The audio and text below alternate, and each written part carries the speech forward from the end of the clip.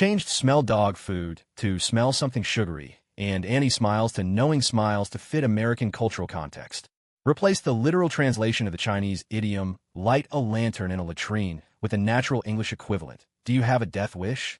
Remove the reference to Liu Ban, a Chinese historical figure unknown to the American character Tank, and replaced it with a culturally appropriate analogy, teaching a fish to swim, to match the dialogue flow. Changed I reflect it to I bounce it back for natural childish banter. Changed little golden tortoise to golden boy. General. Fixed minor punctuation and spacing errors. Ethan Ford hung up the phone. Oh my God, Ethan, your pickup lines are way too cheesy. Jason York grimaced, looking physically pained. Ethan, thick-skinned as ever, didn't care. He laughed. Really?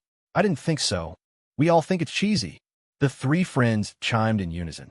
Hey, that's just because you guys don't understand romance. You'll get it when you actually get girlfriends. Ethan lectured with the air of an experienced veteran. Kevin Keg O'Connor asked doubtfully, does that stuff actually work? It definitely works when you're chasing girls, Ethan said with a straight face. Really? Really? Teach me, Ethan. Keg exclaimed excitedly. Ethan coughed twice, clearing his throat. This is an advanced technique. I'll teach you slowly later. I'm gonna go buy something to eat first. Keg grinned like a sycophant. Deal. Ethan, I'll treat you to some spicy jerky. My treat. In the girls' dorm, Grace Miller hung up the phone and hurriedly wiped the water off her desk. She had just been choked up by Ethan's cheesy lines while drinking water. Huh, Grace, Ethan's pretty romantic, isn't he? Chloe Jones teased from his side. Grace blushed and shot her a glance. You call that romantic? Chloe, hurry up and help me with my eyeliner. We're running out of time. Okay, don't rush. We have 2.5 hours left. Plenty of time. What's the rush? Oh, I get it. You're in a hurry to see your lover boy, Chloe said as she took out an eyeliner pencil and began to carefully apply it. Next to them, Dana was looking in the mirror and laughed. If you ask me, our Grace is a natural beauty. She looks great even without makeup. Is the title of Illinois Tech's Top Beauty just for show? She doesn't need a pilot on like us. Grace pouted. This is the first big event I'm attending in college. Of course I have to take it seriously. All right, I won't put on too much heavy makeup. A light touch is best. Too much would cover up your natural beauty. Chloe held Grace's chin with one hand, carefully examining her masterpiece. Grace said shyly, what are you saying? You're making me embarrassed with all these compliments. But since you're so good at complimenting, keep it coming. Chloe. Grace, what did your skin get so thick? Needless to say, you definitely caught it from Ethan. Grace left her seat to get changed.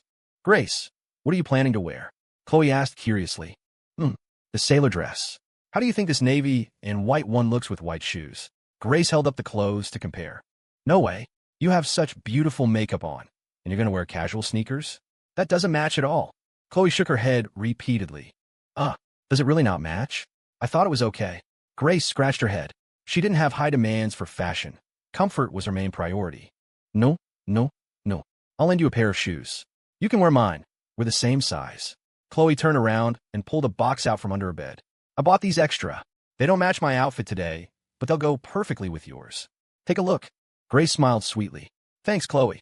She took the box happily, opened it, and froze. Inside was a pair of beautiful black leather pumps, but they had heels, and it looked like a good 2-inch heel. Tee this high? I've never worn heels before. Grace said, stunned. This will make you look taller, make your figure look better, and your legs look longer. It's a perfect match for your navy sailor dress. Go try it on. Chloe urged with a smile. Okay then, I'll go try it. Grace agreed, but she felt a little apprehensive. She had never worn high heels before and didn't know if she could handle them. She went into the bathroom to change. Chloe, Dana, and Sue were already ready. They were just waiting for Grace. Chloe, you look beautiful today too. Looks like someone's heart is fluttering tonight. Dana looked her up and down, teasing. Chloe was wearing a pink mini dress with a bow on the chest, her long hair flowing. She looked youthful and lovely. Of course. Who knows? Maybe I'll meet my Prince Charming today. I want it in my single life too. Okay. Chloe flipped her hair seductively. If you find him, you have to tell me. I'll help you vet him. Dana gasupped. Chloe adjusted her dress and laughed. No problem. Just wait for me to shine. Just as she finished speaking, there was a noise from the bathroom, and the door opened. Grace stood at the door in a navy blue and white sailor-style dress. Her beautiful face, tall and slender figure, and those incredibly eye-catching long legs. Every inch of her seemed carefully sculpted by God, breathtakingly perfect. Her large, watery eyes sparkled as she looked around. She radiated a fresh, tender aura, like a peach just before it fully ripens, sweet, tart, and delectable. Chloe, Dana, and Sue stared at Grace in shock, stunned speechless by her beauty. "Oh my God, I take back what I just said. Grace, Grace, you are too beautiful," Chloe exclaimed, walking over quickly to look her up and down. "Yeah, simply goddess level. This outfit suits you perfectly." Surprised endlessly. Dana opened her mouth and stated decisively, "Natural beauty is natural beauty. Someone beautiful looks good in anything. Grace, if you go to the dance, you'll definitely charm a huge crowd of guys." Grace blushed at their praise and said shyly, "Is it really that good?" "Of course, absolutely. Trust me, when Ethan sees you, his eyes are going to pop out of his head." Chloe said seriously, "Enough talk, let's go." Grace smiled sweetly. "Okay, let's go." Chloe nodded. She turned and took 2 steps, but didn't hear Grace following. She looked back and saw Grace walking very carefully, taking tiny steps. Grace, you don't know how to walk in heels?" Chloe asked, puzzled. "Who says I don't? I just haven't worn them in a long time, so I'm a little unaccustomed. I'll get used to it. It's a piece of cake for me." Grace insisted stubbornly, but after taking 2 steps forward, she stumbled. Chloe's mouth twitched. Looks like Grace really doesn't know how to wear them. "Grace, how about I help you walk for a bit until you get used to it?" Grace waved her hand to refuse, confident. No need to help. I can do it. It's just slightly higher heels. Piece of cake." Can you really do it?" Chloe worried. Grace nodded heavily and said seriously, "Don't worry, I got this. Forget walking, I can even run." With that, Grace lifted her leg to run, wanting to show them her adaptability. The next moment, thud, Grace fell flat on her face. Chloe, if Grace goes dancing like this, is she going to be okay?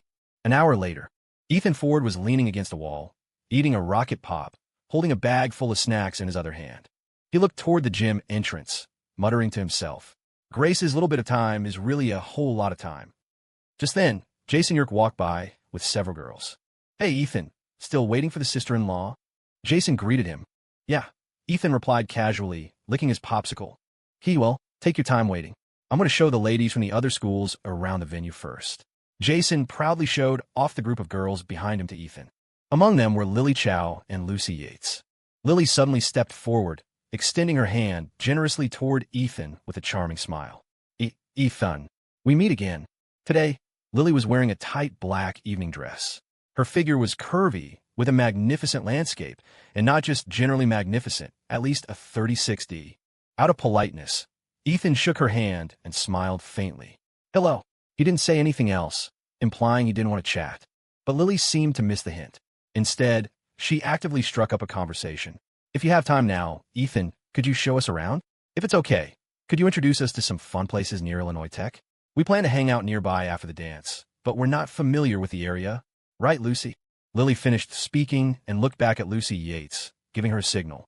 Lucy paused, then shuffled forward 2 steps. She had shoulder-length hair, wore a butterfly headband, and was dressed in a blue one-piece dress. She looked youthful and lovely, attracting attention. Many guys around were stealing glances at her. "Ethan, could we trouble you?" Lucy asked timidly, her watery eyes looking at Ethan. Ethan bit off a chunk of the rocket pop, the cold, sweet ice sliding down his throat. "No." His tone was icy, giving off a feeling of pushing people 1,000 miles away. Everyone present was stunned by a single word. That rejection was too absolute. Lily was full of shock. She hadn't expected Ethan to refuse so bluntly, leaving no room for negotiation, not even saving a little face. After her shock, Lucy looked a bit disappointed. Is that so? Since you don't have time, Ethan, I won't force it." With that, she took Lily and the other girls and left. "Who is that guy? He's so cold." "Yeah, he seems hard to get along with. Are a lot of guys at Illinois Tech like that?" "I don't know, but I don't want to talk to him again." The group of girls chattered and complained as they walked away. Ethan heard them, but didn't take it to heart at all, eating his popsicle alone. Jason's face fell. He leaned in closer. "Ethan, bro, even if you don't want to hang out with people, you don't have to be so cold, right? How are you going to make friends like that?" Ethan glanced at him sideways and laughed. "When did I say I wanted to be friends with them?" In his heart, he just wanted them to stay away from him, especially Lucy Yates. Jason was stunned. Okay, but let me ask one thing, Ethan. Do you have a grudge against someone in that group?"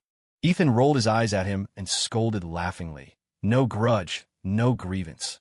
But can you stop asking? Otherwise, I'm going to kick you in next week. Jason quickly jumped away, grinning. Hey, I want to ask. You keep waiting for the sister-in-law. I'm off to gallop across the plains. Ethan watched Jason leave and shook his head. That kid. Hope he doesn't get bucked off the horse. Under the flashing colored lights, there were two sneaky figures in the crowd. Target spotted, target spotted. Over. But there's only one target. The other target hasn't appeared yet. Over. Luke Brooks used a rolled-up magazine as a telescope, staring at Ethan. Suddenly, an eye appeared in his field of vision. Luke, what are you doing? Do you know you look like a pervert right now? Ryan Yates said speechlessly. How did he get stuck with such a delusional teammate? Luke took down the magazine, only then realizing that people around them were casting weird looks, especially the girls who were steering clear of him. Hey, don't worry about that. Now that the target has appeared, we have to prepare Plan A. Luke leaned in and whispered with a devious grin. Plan A? Isn't that a bit too much? Ryan hesitated. Luke put an arm around his shoulder and said solemnly, if you're not ruthless, you can't stand firm. For the girl you like, what is this? Today is the day of our strategic strike, our strategic victory. As long as we execute the pre-battle mobilization well, we will definitely succeed in ascending the throne. Oh no, in reclaiming Grace. Encouraged by this speech, Ryan also mustered up his courage. Okay, you're right. Let's execute Plan A. But I haven't prepared that thing yet. Hey, I'm already prepared. Luke pulled a small bottle out of his pocket, smiling proudly. As long as we mix this in his juice or drink, I guarantee he'll shit his pants. And I just clogged the toilets. The maintenance staff is working on unblocking them. When the time comes, there's going to be a good show. Luke shook the medicine bottle, looking smug and even a little sinister. Ryan swallowed hard with difficulty. If Ethan actually got hit with this, he might be socially dead at Illinois Tech forever. This move was too ruthless. Luke, I've discovered you really have the potential to be a villain. Seriously, Ryan said earnestly. Luke was stunned. What? What did you say? You said I'm a villain? Impossible. I am Grace's Prince Charming. That Ethan guy abducted my princess with sweet talk. I'm saving Grace from a sea of suffering. Of course, sometimes you have to use certain methods. Hearing this, Ryan immediately objected. What Prince Charming? I don't acknowledge that. Doesn't matter if you don't acknowledge it. Grace is mine. No, she's mine. Mine. FCK.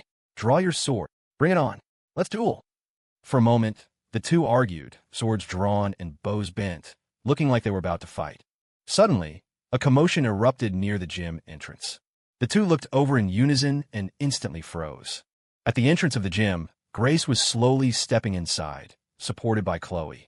Grace was wearing a navy blue and white sailor-style dress, her long, flowing black hair cascading down. Her figure was tall and slender, curvy in all the right places. Her snow-white skin seemed to emit a soft glow under the lights, making her look as if she were shrouded in a holy radiance, like an angel. Stunning. Absolutely stunning. Especially those long legs sculpted by God, shapely, straight, and flawless. Incredibly eye-catching. At this moment, in the open space at the gym entrance, every guy's eyes were focused on Grace, full of awe, their eyes nearly popping out. Just a moment later, the waists of some guys with girlfriends were twisted 360 degrees, and cries of pain rose and fell. Grace! So beautiful! Luke watched from afar, looking like a total creep, drool practically dripping from the corner of his mouth. Yeah, truly the top campus beauty, my forever goddess. Ryan had the same expression. Luke wiped his mouth and said seriously, Comrade Ryan, let's call a truce for now. Let's take out that Ethan guy beside Grace first, and then we'll compete fairly. Ryan nodded. Okay, I agree. If it wasn't for that Ethan kid, I'd be her date today. Luke clenched his fist, a flash of unwillingness in his eyes. Since childhood, he had been the object of his classmates' envy. He had a superior family background, good grades, and the prospect of studying abroad. A perfect start to life. He just didn't expect that after returning to the country, his home base would be stolen. Grace had fallen into Ethan's hands. This made him incredibly unhappy, and he secretly swore to win Grace back. If it wasn't for that Ethan kid, Grace and I might be together right now. Ryan sighed with emotion. The two suddenly looked at each other, seeming to share a feeling of mutual pity. Because of Ethan, these two rivals had ended up on the same front line. Look, where's Grace going? Ryan turned his head and saw Grace walking toward the side of the gym. Luke quickly ran a few steps forward and finally saw where Grace was heading. He saw Grace stumble toward Ethan and dive headfirst in his arms. The two of them, witnessing this scene, felt like they had been struck by lightning. They stood frozen on the spot. Oh no! Almost simultaneously, they grabbed their hair and slumped to the ground. Snowflakes drifting, the north wind whistling, the world a vast expanse of white. Pain. It was just too painful. Don't do it, Grace, Luke shouted with immense sorrow. This yell caused the surrounding students to look sideways, staring at him, as if he were an idiot. On the other side, Ethan happily picked Grace up and then gently set her down, laughing. TSK, Princess Grace is really beautiful today. Am I only beautiful today? Grace raised her chin coquettishly. Ethan patted her head, his eyes full of doting affection. Okay, my Grace is beautiful every day. Today she is especially beautiful. That's more like it. Grace smiled sweetly and affectionately hugged his arm, but she stumbled and almost fell. Ethan noticed something was off. He looked down at her feet and asked in surprise, Chem, you're actually wearing high heels. In his impression, Grace had never worn shoes like that, usually sticking to sneakers or casual shoes. How is it? Nice, right? Chloe lent them to me. She said wearing them gives me a ladylike vibe. Grace showed off the shoes and then struck a ladylike pose. Ladylike? Ethan's mouth twitched. Did that word have anything to do with her? Yeah. What? Are you saying I'm not a lady? Grace puffed up her cheeks and questioned him. A lady. You are the most ladylike. Ethan quickly raised his hands and surrendered. That's better. Good boy. Grace smiled and pinched his cheek. Chloe teased from his side. Oh my, who was just cursing up a storm a minute ago? How come as soon as she gets in front of a certain someone, she suddenly turns into a lady? Ew, why does it smell so sugary in here? It's suffocating. Girls, let's go hang out somewhere else. Too much PDA here, I'm gonna be sick. Dana and Sue both laughed. Okay, let's go, Grace. You guys take your time, Dana teased, and then the three of them left. Grace's pretty face blushed, and she spat. Stinky Ethan, don't listen to them. They just love to joke. They aren't wrong. We can take our time. Playing, Ethan winked, giving a weird, suggestive laugh. Grace's cheeks turned even redder. She pinched the soft flesh at his waist and scolded. Even you aren't being serious now. Ethan yelped in pain, then took a rocket pop out of the snack bag and handed it to her, smiling. Here, eat this. Rocket pop. Grace's expression changed instantly. She shouted excitedly, snatched the popsicle, and rejoiced like a child. Ethan smiled. Grace had zero resistance to rocket pops. As the time for the dance approached, more and more people filled the gym. Amidst the rhythmic music, everyone was happily dancing, engaging in light social dances, formally opening the door to college life for the freshmen. At this moment, a male host from the student council, wearing a white shirt and glasses, walked to the front of the dance floor. Good evening, fellow students. With the care of the university leadership, the freshman welcome dance organized by our student council is officially beginning. Here, on behalf of the student council, I would like to welcome the new students. Welcome to Illinois Tech, and we welcome you to actively join the student council. I wish you all a joyful time at school. All right, I won't say any more nonsense. Now, let's dance to our heart's content. As the host finished speaking, the music volume increased, and a cheerful quick-step tune began to play. The students cheered. At this time, urged by their teacher, Ms. Joy, Ethan and Grace walked to the front of the dance floor, preparing to lead the dance. A spotlight hit them, and for a moment, they became the focus of the entire venue. Everyone was waiting for the two to start leading. Under the gaze of countless eyes, Grace couldn't help but feel nervous, her heart rate accelerating. Ethan, I'm a little nervous. Ethan held her hand and comforted her softly. Deep breaths. Follow my rhythm. With that, Ethan led her into the social dance, following the music. Ethan's moves were standard and solid, but Grace's movements were a bit stiff and unstable. There was a move where the two separated and Grace had to spin outward. Suddenly, Grace twisted her ankle and cried out, about to fall backward. Crap, it's over. Falling in front of so many people would be a huge embarrassment. It's over. I'm going to be humiliated. Grace's little heart almost jumped out of her chest at that moment. Just in this critical moment of crisis, a hand suddenly supported her waist, stopping her from falling. Stinky Ethan. Grace stared blankly at Ethan in front of her, not yet reacting. At this point, their bodies were pressed tightly together. Ethan leaned in, holding her. In this moment, time and space seemed to freeze. Whoa! The scene suddenly erupted into an uproar. The students at the dance, aside from being surprised, all coincidentally revealed knowing smiles. It had completely turned into a massive PDA scene. Grace, are you okay? Ethan helped her up and asked with a smile. Phew. I'm okay. I'm okay. No, no problem. Grace's cheeks were bright red. She patted her chest, scared she had almost embarrassed herself. A bit of lingering fear. Let's continue. We can go slower, Ethan said softly, continuing to guide Grace. There were no more issues after that. Students joined the dance floor one after another, starting to dance with their partners. The dance officially began. After a while, the crowd's gaze was no longer focused on the two of them. Grace finally breathed a sigh of relief and leaned against Ethan. That scared me to death just now. Luckily, I didn't embarrass myself. Ethan held her slender waist, smelling the refreshing fragrance on her, feeling relaxed and happy. He laughed. Who told you to wear heels? Even wearing them. I can dance well, Grace pouted, a stubborn streak rising in her heart. Suddenly, a burst of exclamations rang out. The two looked toward the sound and saw two figures dancing to the front of the floor. Their movements were light, agile, and full of rhythm. Their graceful dance moves drew gasps from the people around them. The two figures passed right in front of Ethan. Ethan saw the girl's figure and paused. It was actually Lucy Yates. Lucy was dancing with a young man in a white shirt. Her dance moves were graceful, like a butterfly among flowers. Lucy also noticed Ethan. The corner of her mouth hooked up into a smile, and she stared straight at him. But Ethan looked indifferent, turning a blind eye to her gaze. However, Grace saw this scene clearly. Instantly, a trace of wariness inexplicably rose in Grace's heart. What's so great about that? We can dance well, too. With that, Grace stopped. Under the watchful eyes of the crowd, she took off the high-heeled shoes and stood on the floor in her bare feet. For a moment, everyone around stared at Grace in astonishment. My God, she took off her shoes. Is that allowed? Wait, campus beauty Grace has such a bold side. Ethan, come on. Grace laughed proudly. All right, Ethan smiled. The two joined hands and began to dance. They had perfect chemistry. Their movements were synchronized and coordinated, instantly attracting numerous gazes. Wow, they danced so well. Such great chemistry. So envious. The surrounding students discussed animatedly. Lucy watched this, feeling a bit absent-minded. Suddenly, she bumped into her partner, and they stopped. Lucy, are you okay? The young man asked with concern. Lucy tucked her hair behind her ear and said apologetically, No, nothing. I'm really sorry. I might need to rest a bit. Okay, shall I walk you to the side to rest? The young man offered enthusiastically. No, no need.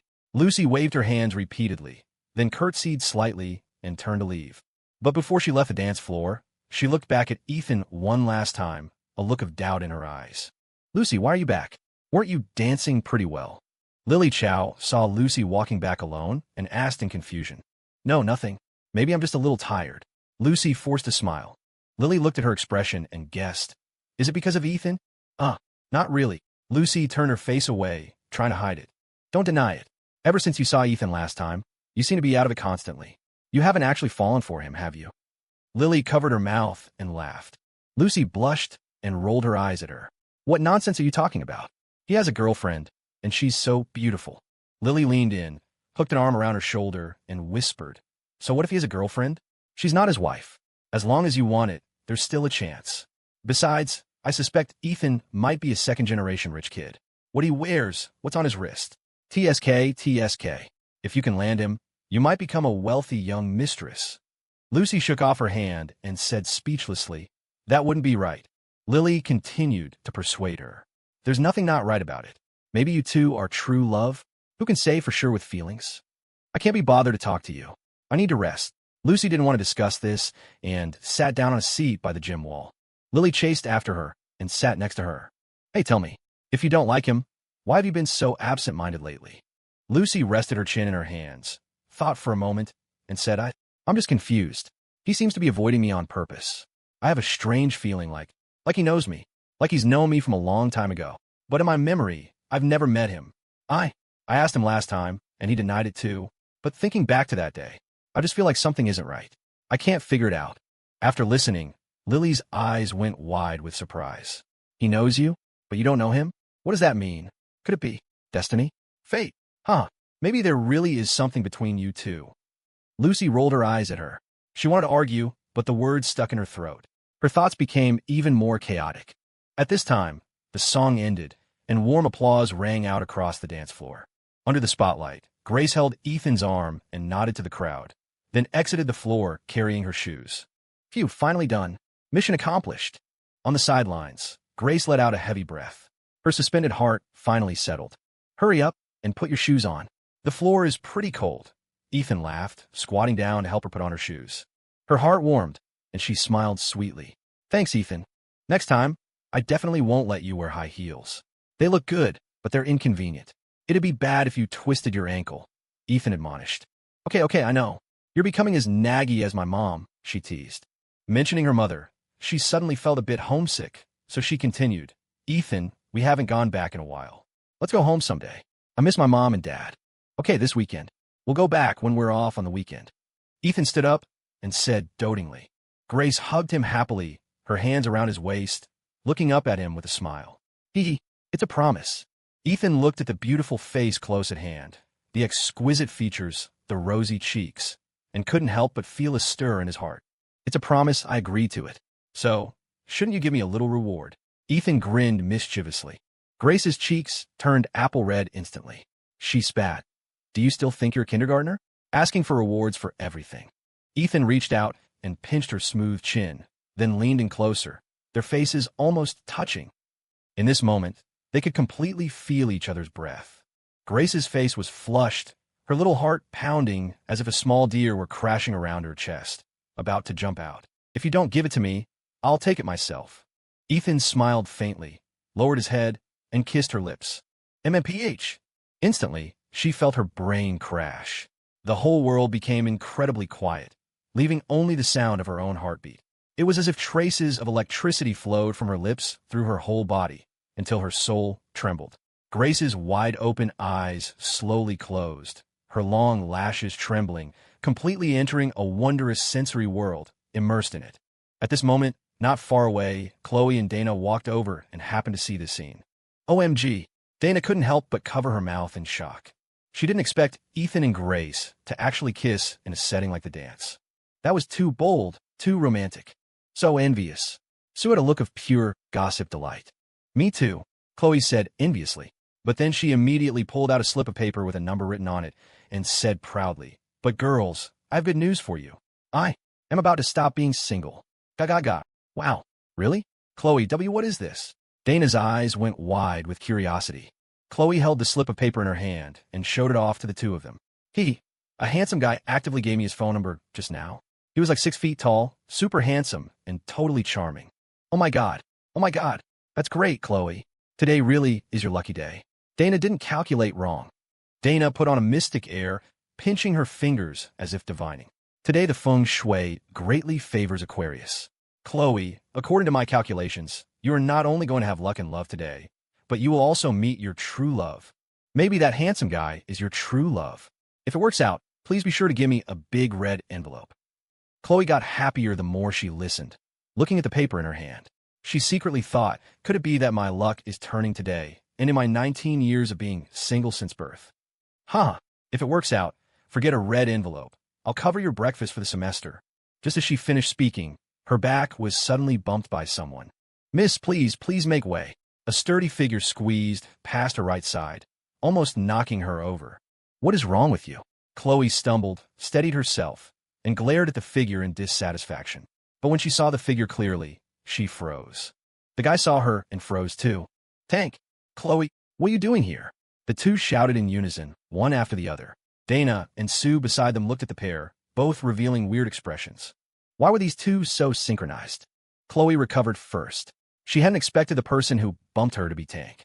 Seeing it was an old classmate, she held back the complaints she was about to unleash. Tank, aren't you studying at UIC? Why did you come to Illinois Tech? She asked in surprise. Tank scratched his head and chuckled sheepishly. Ethan said, let's get late-night food and hang out. So I came over to visit. Chloe, I'm really sorry about just now. I was walking in a hurry and didn't notice you. Oh, I see. It's fine. Chloe waved her hand very generously. But the next moment, her hand suddenly froze in midair. Only then did she realize something very important. The slip of paper that was originally in her hand was gone. Instantly, she went crazy. My paper is gone. My paper. It's over. Chloe grabbed her hair, frantically looking down at the ground for the slip of paper. Tank scratched his head, asking in confusion, Paper? What paper? Beside them, Dana's mouth hung open in shock. Chloe, Your paper is gone? Yes. I remember I was just holding it in my hand, but when Tank bumped me, it disappeared. You guys, hurry and help me find it. Chloe cried urgently. Okay, let's look. Dana and Sue also started searching the ground. However, the three of them searched a 10-meter radius and couldn't find a trace of the paper. Chloe, looks like we really can't find it, Dana said helplessly, giving up. The gym was so crowded and the lighting so dim. Who knew where the paper had flown off to? Searching like this was undoubtedly looking for a needle in a haystack. Chloe tugged at her own hair, shouting in frustration. That was my only contact with that handsome guy. She felt like her future Prince Charming was gone, just like that. Gone. Her luck and love, her true love, all gone. Sue patted her shoulder and comforted her. It's okay, it's okay. It's just a piece of paper. You memorized the number on it, right? Chloe slapped her forehead and groaned. But I didn't memorize the number. Sue. Cough, cough. Then there's nothing we can do. Chloe suddenly jerked her head up, stormed over to Tank, and raged. Damn it. Tank, you made me lose my paper. You have to compensate me. Tank was completely confused, asking blankly. What paper? Compensate you for what? A piece of paper.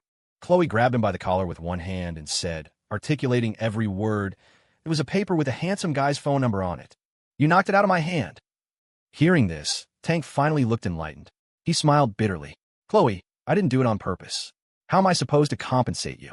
Chloe glared at him and huffed coldly. I don't care what method you use. You must find a handsome guy's phone number for me. Tank wiped the cold sweat from his forehead and whispered, Chloe, is there a possibility, I'm just saying a possibility, that I don't even know what that guy looks like? Chloe? You're pissing me off. Chloe let go of his collar and screamed madly. Tank coughed dryly and comforted her. Chloe, don't be so angry. There are so many handsome guys in the world. Why hang yourself on one tree? You lost a big tree, but maybe you'll gain a whole forest. Chloe, if this lady could have the whole forest, would she still be looking for one tree? Tank tilted his head, thought about it, and nodded. That's true. Makes sense. Chloe glared. Tank, do you have a death wish? Tank quickly took a step back, wary. Chloe, calm down. I really didn't mean to. Think about it from another angle. Maybe, just maybe, that handsome guy is a scumbag. Maybe he actually has a girlfriend. Chloe. Dana slapped her forehead, thinking to herself, this guy, if he's so good at talking, maybe he should talk less. It's over. Chloe is about to go berserk. Tank, pay with your life. Chloe swung her fist, ready to pummel him. Seeing things go south, Tank greased his feet and bolted. The two chased each other, running until they reached Ethan and Grace. Tank hid directly behind Ethan. Ethan, save me. Ethan looked at the two in astonishment, then raised a hand to block Chloe, asking with a smile, What are you two doing? Chloe put her hands on her hips, huffing angrily. Ethan, don't stop me. If I don't put a few bumps on his head today, my name isn't Jones. Grace felt even more surprised because she rarely saw Chloe this angry. Chloe, what's wrong? Did Tank do something to you? Chloe's cheeks blushed, and she quickly defended herself. No, it's something else. Then Chloe roughly explained what had happened. After listening, Ethan laughed in realization. So that's it. I thought it was something serious. Chloe, later I'll have Tank introduce you to new handsome guys. If you're not satisfied, he'll switch them out. He'll keep switching until you're satisfied. How's that? Tank quickly chimed in, right? Don't be angry yet. I'll cover your happiness for the rest of your life, okay? I guarantee I'll find you someone satisfying. Grace also advised from his side. Yeah, we're all old classmates. Just give Tank a chance to turn over a new leaf and start fresh. Hearing this, Chloe cooled down a bit. She huffed, fine. For their sake, Tank, I'll spare your dog life for now. But it's a deal. You have to introduce me to guys until I'm satisfied. Okay, no problem. Don't worry, leave it to me. Tank quickly patted his chest to guarantee. That's more like it, Chloe finally smiled. Ethan turned back and patted Tank's shoulder. Come on, Tank. Let's go buy something to eat. Ethan thought he should separate the two at this point to prevent them from arguing again. Okay. Tank quickly followed Ethan and slipped away. On the other side, in a distant corner, there were two sneaky figures. Report. Target has left. Over. Luke whispered. Good. Then let's start the operation. Ryan looked serious and waved his hand. Luke took out two identical bottles of Mountain Dew and said to Ryan, of these two bottles, one has medicine in it. Remember, the one with the black mark on the cap is the spiked one. Don't mix them up. Wait until you run into Ethan halfway, then hand him the spiked one. Remember that. Ryan paused, asking in shock, holy crap, why is it me again? Luke said solemnly. I'm the commander. You're the soldier. You have to display a fearless spirit, unafraid of death or difficulty, marching forward. Ryan, why aren't I the commander? Why is it always me? Luke's face fell, and he said helplessly, I'm the open rival. Ethan will definitely be wary of me. But you're different. You've appeared in front of them fewer times. And you can't just pretend you've already given up on pursuing Grace, then shake hands and make peace with him. He'll definitely believe it. Ryan's expression changed, and he quickly said, No, that's too dangerous. We have to switch methods. He wasn't that stupid. If he did this, and Ethan became the laughingstock of the whole school, he'd probably be retaliated against by Ethan until he died. Wouldn't that just let Luke reap the benefits without doing the work? No way, absolutely not. Seeing Ryan refuse so flatly, Luke asked, Then do you have any better method?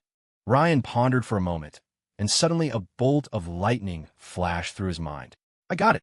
Ethan and Tank chatted idly as they walked, leisurely heading towards the campus store, thinking they'd head back later to let Chloe's anger dissipate. Ethan, where am I supposed to find handsome guys to introduce to her? The only handsome guy I know is you. Tank spread his hands, looking utterly helpless. Ethan laughed and scolded. Tank, you've improved. You know how to suck up to me now. Cut out. Don't ask me to help you. You handle this yourself. If you can't fix it, just compensate her with yourself. Tank scratched his head with a goofy grin, looking very humble. That won't work. My standards aren't that low, are they? Tank and Chloe were old high school classmates and had a pretty good relationship, but neither of them had ever thought about it in that way. They were just too familiar with each other. You're too humble. I'll teach you a move. Treat her to a good meal later as an apology. Chloe isn't a petty person. Once the anger passes, it'll be fine, Ethan instructed earnestly. He done. Ethan, I'll listen to you, Tank said happily. As they were speaking, Tank suddenly noticed two sneaky figures near the campus store. Their eyes kept darting toward them. Hey, Ethan, who are those two? Do you know them? Tank turned his head to ask Ethan. Ethan looked closely. Even in the dim lighting, he recognized Luke Brooks' silhouette. Hey, Tank, you don't remember? That's Luke Brooks. He transferred to this school. Ethan smiled. Tank looked carefully and revealed a look of surprise. It really is him. The three of them had grown up in the same mill residential compound, so they all knew each other. Didn't he go to Europe? How come he's back? Tank asked, puzzled. Heard old man Brooks came back to do business, so he followed him back, I guess. Ethan then recounted Luke's embarrassing return, which made Tank laugh so hard he couldn't close his mouth. Laughing and chatting, the two arrived at the entrance of the campus store. Ethan raised his hand and shouted, Hey, handsome, give me 5 Rocket Pops first. I'm going to pick out some snacks. Sitting at the counter was a young man. He looked like a student working part-time at the store. No problem. The young man looked at the two with a grin. Ethan saw a strange look in his eyes and felt a bit suspicious. He turned his head and saw Luke and Ryan by the door, pretending not to see anyone. Hey, Luke, what are you doing here? Luke pretended to just hear the voice, turned around, and said, Nothing. I was watching the stars. Why? What's up? The stars are really round today. Ryan, can you not make up better excuses? The sky is full of clouds. Where are the stars? Also, stars are star-shaped. How are they round? What an idiot. Ethan looked up at the sky and laughed. Then take your time watching. With that, Ethan continued to pick out snacks in the store. After a while, the two selected their items and paid. Just as they were about to leave with their stuff, the young man suddenly stopped them. Sophomore, wait a minute. Ethan turned back in confusion. What's wrong? You are today's 100th customer. Congratulations. You and a bottle of Mountain Dew. Ethan's mouth twitched. You actually count the number of customers. Cough, of course. This is your prize. Please take it, the young man said seriously. Tank was happy. Hey, there's such a good thing. Your promotion isn't bad. I'll take it. Tank took the Mountain Dew and handed it to Ethan. He knew this was the soda Ethan liked to drink. Ethan took the Mountain Dew and smiled. All right, Tank, let's go. After Ethan and Tank left and walked far away, Luke and Ryan looked at each other and high-fived excitedly. Oh, yes. Haha, my plan wasn't bad, right? Ryan laughed proudly. Not bad. Hee. Let's just wait for the good show. Luke rubbed his fists in excitement. He was just waiting for Ethan to drink the soda and then have explosive diarrhea. According to the plan, after Ethan embarrassed himself in public, he would run to the restroom. But Ethan definitely didn't know that the restroom had already been clogged by him. Ga. He felt like he could already imagine Ethan becoming infamous at the school, and then Grace wouldn't be able to stand these things, leading to their breakup. Awesome. Then Grace would fall into his arms. Luke was fantasizing and giggling foolishly. Bonk! Ryan flicked his forehead, pulling him back to reality. Don't just laugh like an idiot. Pay the money first. Ryan shouted. Okay, but you aren't allowed to hit my head. Remember, I'm your superior. Ryan rolled his eyes at him and said righteously, I'm still your upperclassman. Luke, forget it just this once. Oomph. Luke took out $100 bill and handed it to the student watching the store, smiling. Thanks, senior. The student received the money and beamed. Hee, small matter, small matter. Ryan urged, all right, let's hurry and follow them. Let's go see. The two then continued to tail Ethan. Back inside the gym, Ethan's group was resting on the side, eating snacks. After eating for a while, the group put down their food and went onto the dance floor one after another. After Tank waited for Chloe to cool down, he actively invited her to dance. For the sake of the snacks, she agreed. However, Tank was clumsy, his dance moves awkward and funny, making Chloe cover her mouth and laugh. Ethan, on the other hand, held Grace's slender waist and danced on the floor. They were whispering intimately, talking and laughing, looking very happy. Luke and Ryan, watching secretly from not far away, were instantly consumed by jealousy. Damn it, hateful. Luke was envious, jealous, and hateful. He clenched his fists, nearly grinding his teeth to dust. Wait for it, wait for it. Ethan's gonna get it soon. Ryan said with certainty. Another 10 minutes passed. Ethan and Grace got tired and returned to their seats to rest. Then Grace suddenly got up and left, leaving only Ethan sitting alone on the bench. They saw Ethan pick up that bottle of Mountain Dew and twist off the cap, preparing to drink it. In the shadows nearby, drink it, drink it, drink it. Luke shouted in a low voice, excited that success was imminent. He was incredibly expectant, staring nervously at Ethan's movements, just waiting for the moment Ethan swallowed the drink. You have to drink it. He saw Ethan's hand holding the bottle pause for a moment. Then he tilted his head back and took a gulp. Oh yes. Luke and Ryan saw this and exclaimed in surprise at the same time, jumping up. Ethan is done for. The medicine will kick in immediately. Luke couldn't suppress his inner excitement at all, his whole body trembling with joy. Suddenly, they saw Ethan stand up, leave his seat, walk through the crowd to the other side, and start chatting with a guy. 5 minutes passed. 10 minutes passed. Luke, what did you do? What's going on? Didn't you say this medicine is super strong and works immediately? Ryan turned his head and questioned. Yeah, last time I was constipated, I ate a little bit and exploded. This time I put a whole bottle in. It should be super strong. It shouldn't be like this. Luke looked confused. Ryan frowned and asked, Did you put in the wrong bottle? Hurry and go check. The two sneaked over to where Ethan had left his stuff. Ryan secretly picked up that bottle of Mountain Dew and checked the cap. HM? No, that's not right. Why is there no mark on the cap? You really did mess it up. Ryan accused. Luke took the bottle. Indeed, he didn't see the mark. He scratched his head, puzzled. That shouldn't be. I remember clearly it was this bottle. Then why does Ethan have no reaction at all? You definitely messed it up. Ryan affirmed. That shouldn't be. Let me try. Luke twisted off the cap, tilted his head back, and took a small sip, smacking his lips to taste it. HM? I can't taste anything different. Could the bottle he drank not be the prize one? Luke guessed. Ryan rubbed his chin and nodded. Possible. Maybe he bought a Mountain Dew too. And this one isn't the one we marked. Luke asked in confusion, but where did our bottle go? Chapter 277. You're asking me? How should I know? Hurry up and find it. If you find it, swap it with this one. Ryan whispered. Who cares? Swap it first. Luke nodded, and the two began rummaging through the snack bag on the bench, looking for the Mountain Dew. But they searched through the whole bag and didn't find another bottle of Mountain Dew. What are you two doing? Suddenly, a cold voice rang out behind them. Luke was startled by Ethan's sudden voice. He turned around quickly, awkward. Oh, hey, Ethan's here. I saw you bought a lot of snacks, so. Caught red-handed, he stammered guiltily in his panic. Ethan, don't misunderstand. We just saw a big rat here, and it crawled into your snack bag. Luke and I hurried over to help you chase the rat away. Really?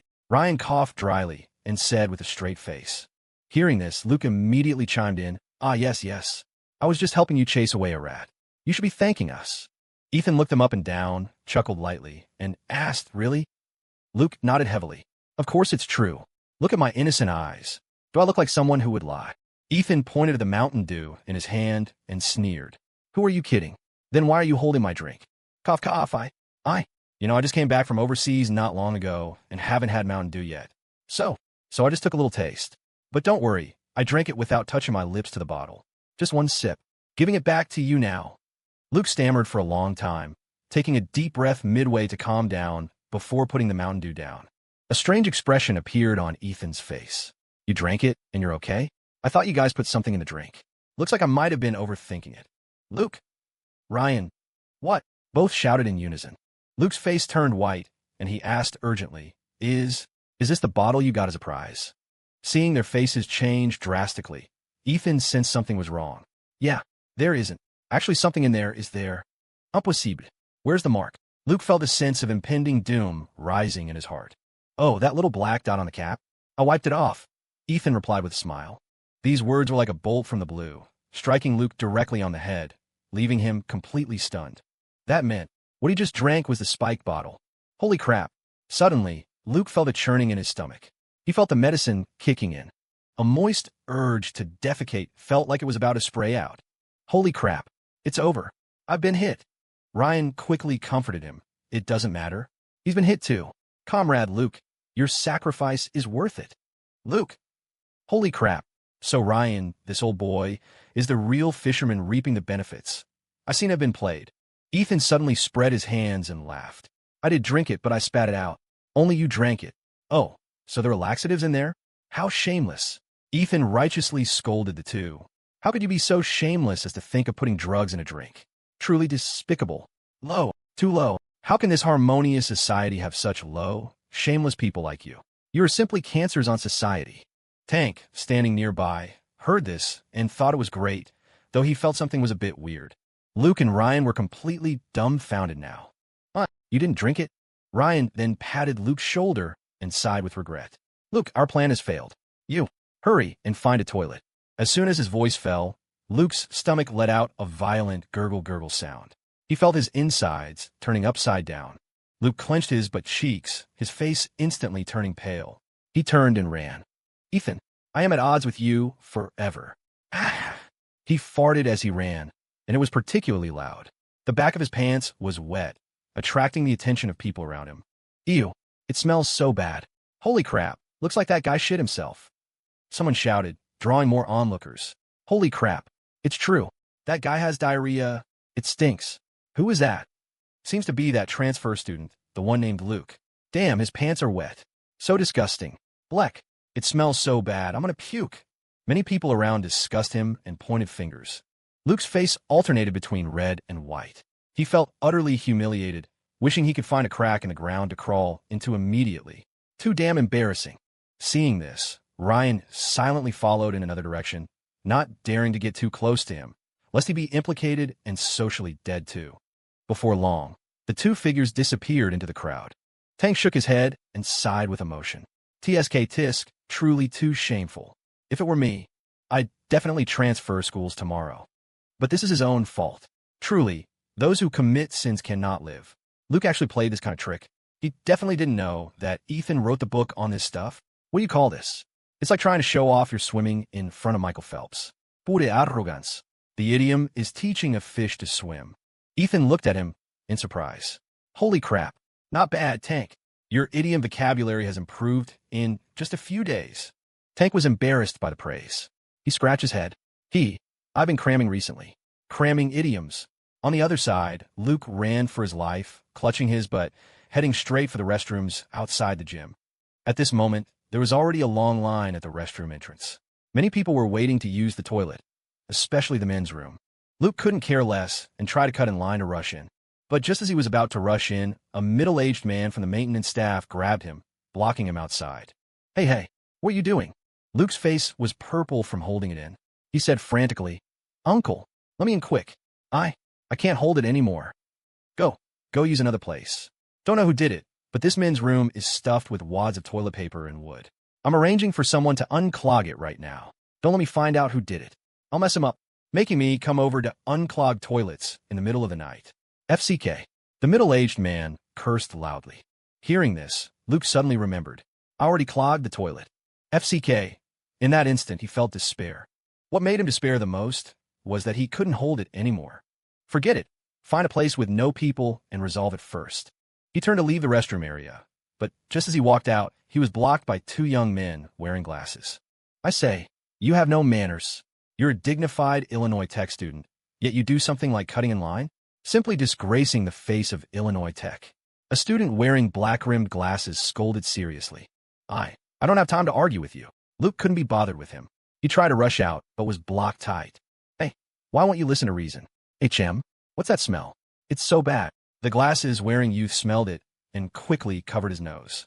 Others smelled it too and covered their noses and mouths one after another. But their eyes all converged on Luke. Obviously, the smell was coming from him. At this time, Ryan arrived quickly. He smiled apologetically at everyone. Really sorry. My junior is a bit impatient. Hope everyone doesn't mind. With that, Ryan whispered in Luke's ear, run fast, just find a random place to handle it. But Luke was already frozen in place, his face ashen and expressionless. Ryan saw his expression and felt something was wrong. He looked down. Holy crap. Cough cough, fellow students. I don't know him very well. Chapter 278, Inside the Gym. The freshman welcome dance was coming to an end. Ethan, Tank, Grace, and the others were resting on the sidelines. Tank, can you really not dance, or are you faking it? Why do you dance like a big clumsy bear?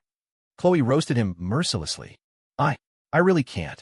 I never danced in high school. Tank lowered his head in embarrassment and chuckled sheepishly. So stupid. Someone like you, who doesn't even know the simplest steps. How are you going to chase girls in college? I think you're destined to be single forever. Chloe teased. Hey, Chloe, that curse is too harsh. I bounce it back. Tank crossed his arms over his chest in a reflect gesture. Then I bounce it back to you. I continue to bounce. I reflect. The two started arguing again at the drop of a hat. Grace quickly stepped in to mediate, laughing. All right, you two, what are you reflecting? It's getting late. Let's go get some late-night food. Chloe, Dana, and Sue cheered excitedly when they heard they could go get food. Ethan stood up and smiled. All right, let's go. My treat. TSK, mister. Ford is so generous. Grace linked her arm with his and smiled sweetly. The group then left the dance venue and headed to the food street at the back of the school for a late-night snack. The meal lasted until 11 p.m. Only after everyone was full did they return to the school. Grace and her roommates went back together. Ethan and Tank went to the parking lot together. Ethan planned to drive Tank back to UIC. Just as the two walked to the parking lot, they suddenly saw a few familiar figures ahead. It was Jason York and Lily's group. Seeing Ethan was like seeing a savior for Jason. He rushed forward to greet him. Ethan, bro. Ethan looked a bit confused. He walked over and asked, what are you doing here? Look at the time. Aren't you taking your friends back? A look of embarrassment appeared on Jason's face. He laughed dryly. Ethan, my car broke down. Ethan, are you heading out? Ethan nodded. Yeah, dropping my brother back at UIC. Hearing this, Jason high-fived the air excitedly. Perfect. Lily and the others need to go back to UIC too. How about you give him a ride, Ethan? Saying that, Jason leaned into Ethan's ear and pleaded, Ethan, you gotta help me. Otherwise, Lily is gonna be mad at me. Help me out this time, and I'll definitely treat you to a big meal later. At this time, Lily and Lucy walked up. The two sized up Ethan, also watching his expression. Ethan, could we trouble you for a bit? Lily flipped her hair, using a tone bordering on coquettish. Lucy didn't speak. Instead, she stared straight at Ethan, a trace of doubt in her eyes. It seemed she had a lingering question about him in her heart. Looking at their expectant eyes, Ethan smiled faintly. He took out his keys, handed them to Jason, and said, no, but you could trouble Jason now. This meant letting Jason drive them back. Jason was stunned. He didn't know why Ethan would rather lend his car than give them a ride. Could it be that Ethan is specifically creating an opportunity for me? Thinking this, Jason was incredibly moved. Ethan, you are my true brother. He happily took the car keys and laughed. Okay. I'm not afraid of trouble. Ethan, don't worry. I'll be back soon. Ethan turned to Tank and said, Tank, you catch a ride back too. Tomorrow is Saturday. Remember to call Henry to come to the company. Tank grinned. You got it. Then Ethan will head out first. Jason, Tank, Lily, and Lucy left together. Jason hooked an arm around Tank's shoulder. He had known Tank for a long time. He had met him back when fixing computers, and knew Tank was Ethan's good brother, so naturally, he was one of their own. Tank, where you guys would play tomorrow? Tank smiled and shook his head. I don't know. Whatever Ethan says, we do. Probably some work. Work? That's so boring. Forget that. Jason waved his hand. His family was well off, so he had never considered working while in college. He planned to have fun for 4 years. Otherwise, once he graduated and had to work for the family, the fun would be over. Money, for him, was something that was there as long as he opened his mouth to ask his dad. Hearing their chat, Lily suddenly interjected, "Jason, what company are you talking about? Does Ethan have a company?" Jason bragged proudly. "Of course. My buddy Ethan is a young talent. Started his own business at a young age, and now the company is thriving. I heard there are 700 or 800 employees. How about that? Impressive, right? Mr. Wayne Turner here is also a good buddy and a top executive in the company." Lily was dumbfounded on the spot when she heard Ethan's company had 700 or 800 employees. "Oh my God, that impressive? He's only a freshman." Lily was incredibly shocked, but thinking of the luxury watch on Ethan's wrist and what he wore, she suddenly realized. No wonder Ethan is so rich. Looks like he must come from immense wealth. If not, whose kid starts a company? Don't look at Ethan's young age. He's amazing. Jason laughed, a tone of worship in his words. Tank laughed too. On that point, I agree 200%. Lucy was shocked in her heart. She hadn't expected Ethan to be so formidable. A company that could hire 700 or 800 employees wasn't small. How much money would it take to support that many people? Lily tugged at her sleeve, revealing an excited look, telling her with her eyes, "Don't miss this prey. Make a move quickly." Lucy didn't speak. She just rolled her eyes at her. Beep, beep. Jason pressed the key fob, and the headlights of an Audi A6 lit up in front of them. "This is it. Ethan's ride. It's my first time driving it too. Oh my God, an Audi A6. That must cost a lot, right?" Lily's eyes lit up seeing the car. $30-something thousand. Heard Ethan say he bought it outright with money he earned himself, Jason said enviously. To be able to buy a luxury car outright at this age with his own ability, he envied that capability. He admitted he couldn't do it himself. Lucy covered her mouth in astonishment, looking as if she couldn't believe it. Ethan really is amazing. At this moment, she felt Ethan was much stronger than the golden boy trust fund kid Lily had described. How could a trust fund baby compare to this? But is there really such a monstrous genius in the world? She felt she couldn't see through Ethan at all now. He seemed shrouded in thick fog, intangible, the truth obscured. This man seemed to have secrets. What puzzled her most was that this man had been deliberately distancing himself from her from start to finish. There was an inexplicable atmosphere between them, yet it seemed like a giant iceberg stood between them. The more this was so, the more it aroused the curiosity deep in her heart. Ethan Ford, what exactly is your deal? Chapter 279, the next day, Saturday, 9:00 a.m. Ethan arrived at the company on time. Just as he entered, a pretty receptionist immediately stood up to greet him. "Good morning, President." The girl's voice was sweet, like a pleasant silver bell. Positions like reception and business public relations, which involved dealing with people, were suited for those with a certain level of attractiveness. This would invisibly improve the corporate image. Currently, West Ford Group didn't have a suitable candidate for the head of PR. However, in Ethan's mind, someone like Lana Cole would be suitable for PR. Socializing, business interactions, negotiating cooperation. In terms of dealing with people and situations, Ethan hadn't seen anyone do it better than Lana Cole. Just a pity. Ethan snapped out of his daze and asked with a smile, "Jenna, have Mr. Turner and Mr. Payne arrived?" "President, they got here ages ago. Before I even arrived, the two executives were already here." The girl named Jenna replied respectfully. "Okay, good. I have other matters today. If anyone looks for me, have them call my phone directly, but I won't be in the office," Ethan instructed. "Yes, President." Jenna nodded heavily. Ethan walked quickly into the office. The employees on duty for the weekend had all arrived. Seeing Ethan, they all stood up respectfully to greet him. "Hello, President Ford." "Good morning, President." "Hello, President." Ethan smiled and nodded to everyone one by one. Arriving at the president's office, Henry Payne and Tank were already inside drinking tea and waiting. "Henry, Tank here so early." Ethan greeted them. Ethan, I came early to handle the formalities for West Ford Electronics. Ross from legal is rushing me." Tank stood up and replied. Henry pulled a document out of his backpack and handed it to Ethan, saying seriously, "Ethan, this is the collection of key Tekka's cooperation examples I gathered. Through friends in the industry, I've also figured out their common cooperation methods. These are the materials I organized for you to look over." Ethan looked at Henry in surprise, took the file, and asked, "You organized this so quickly?" "Not bad, Henry.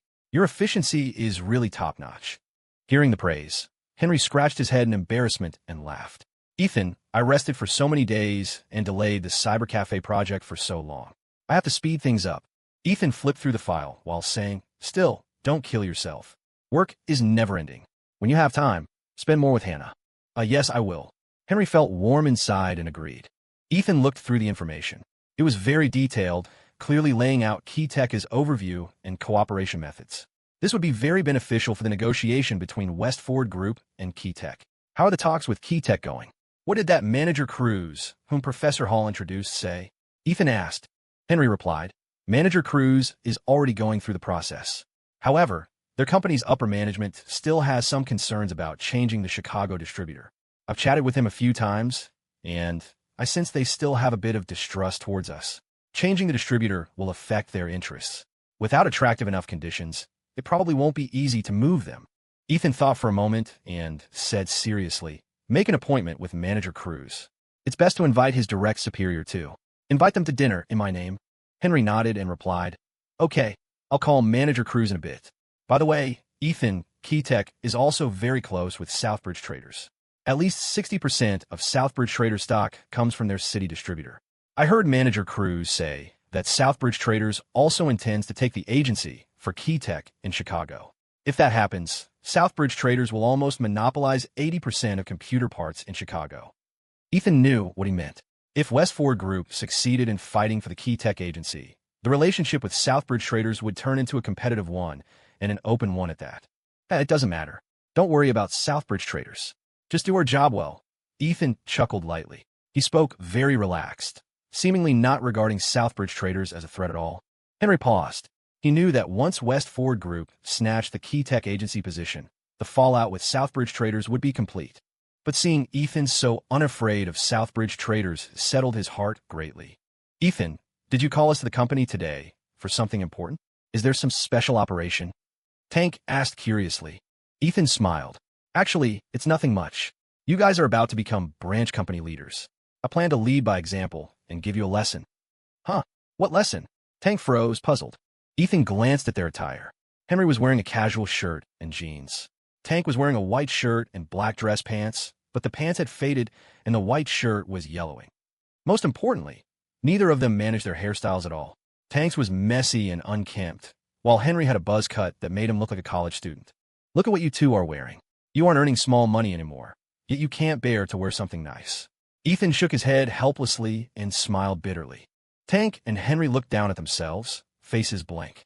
Ethan took out a pack of parliaments, handed one to each of them, and then said solemnly, You aren't exactly young anymore. Men in their 20s shouldn't dress like kids. You two will be executives of a company in the future. Going out represents the corporate image. How can you dress so casually? Today, this lesson is to teach you how to groom yourselves. We're businessmen. Let's be presentable. Before, when the company was small, I didn't require much from you. Now it's different. West Ford Group is about to be established, you know. Tank quickly took a step back, wary. Hey, yeah. Ethan, you're right to scold us. I'll listen to whatever you arrange. Before, I didn't think too much, just thought about how to get things done. Now that I hear you say it, Ethan, it really makes sense. Right? We gotta be presentable. Must be presentable. Henry woodenly echoed. Right, presentable. Ethan nodded in satisfaction, straightened their clothes one by one, and finally blew a smoke ring, saying with emotion, You two are my brothers. I also hope that by following me, you can make something of yourselves, look the part. We are no longer the guys fixing computers in a small shop. In the future, the people I, and you, will deal with are industry elites, social elites, leaders of various companies. Your dress and conduct can't be as casual as before. You guys have to evolve too. Tank froze. Huh, evolve. Chapter 280. Half an hour later, the three arrived at the Metro Mall. This was the largest and trendiest comprehensive commercial complex in the city, known by the locals as having everything. The Metro Mall complex had 8 floors total. From B1 to the 4th floor were shopping areas, and the 5th to 7th floors were dining. Generally, luxury brand stores were located on the 3rd and 4th floors, while high-end dining was on the 7th. There seemed to be a clear line between general consumption and high-end consumption. Ethan took Tank and Henry straight to the 3rd floor, planning to upgrade their images starting here and buy a little something for himself while he was at it. Arriving at the 3rd floor, Tank looked at the English letters on the storefronts, clothing brands, shoe brands, watch brands. The shops all had stylish, bright decor, every detail exuding an aura of high-end luxury. Ethan, do we really need to come here? The stuff here looks expensive. Tank swallowed hard and whispered. Henry passed the display window and saw a suit on a mannequin. The price tag next to it read $1, $2.89. He was instantly shocked. Ethan, this isn't just normally expensive. Even Henry's usually calm face showed a trace of hesitation. Ethan glanced at the two of them and laughed. You guys calm down. Don't worry, I'm paying for everything today. It won't cost that much. To Ethan's current wealth, a few thousand or tens of thousands was small change, similar to the concept of pocket money for ordinary people. Even so, Tank and Henry acted like country bumpkins in the big city. They found everything novel, but only dared to look from afar. When they got close and saw the price tags, they instantly chickened out, not even daring to touch anything for fear of breaking it and having to pay. Henry, look at those leather shoes. Beautiful, right? Tank pointed at the shoes and whispered to Henry. Beautiful, but the price is $589 a pair. That's higher than my living expenses for a year. Henry's mouth twitched, shrinking back. Ethan patted his shoulder and smiled. If you like it, buy it. This is Bally, a Swiss brand. Good quality, decent brand recognition. They look classy. Ethan looked up at the store. It was a high-end boutique. In this era, luxury goods were starting to flood into the burgeoning market, often through specific high-end distributors or department store counters. Bally was a brand with over 100 years of history, a well-known luxury brand globally, specializing in core leather products like shoes. Many business bosses loved wearing this brand. Come on, let's go inside and look. Ethan put his hands behind his back and walked into the shop first. The other two followed closely. Welcome to Bally, gentlemen. A long-haired beauty wearing a black skirt suit bowed in greeting at the door, wearing a professional, sweet smile. Tank blushed, seeing the beautiful sales associate, feeling quite shy. Henry turned his head away, avoiding eye contact with the beauty, unsure if he didn't want to or didn't dare to. Only Ethan remained composed, hand behind his back, as if walking in his own backyard. Hello, sir. I'm the sales associate here. ISA. You can call me ISA. I am honored to serve you. The beauty named ISA said to Ethan with a curtsy and a smile. Her service attitude was top-notch. Ethan nodded with satisfaction and smiled. Nice name. Sorry to trouble you then. Pretty. ISA replied politely. You flatter me, sir. May I ask your name? Ford. Ethan Ford. Mr. Ford, if you see any shoes you like, I can introduce them to you. This way, please. ISA led Ethan and the others into the store to look at shoes. Her service awareness was excellent. She kept smiling the whole time, explaining kindly, introducing the shoes and the brand. Tank, however, was confused listening to the brand history. It felt like a lecture, so he got bored and wandered off to other counters by himself. Tank, what are you doing here? Suddenly, a crisp voice came from behind him. It was a voice Tank was incredibly familiar with. He whipped his head around. Sure enough, it was Sally. But now, there was a man beside her. He recognized the man, a youth in his early 20s, the same one who had confessed his love to Sally in front of the restaurant last time. Sally, who is he? Your classmate. The young man beside her was wearing a sharp suit. His skin was quite fair, and he looked like he came from a wealthy background.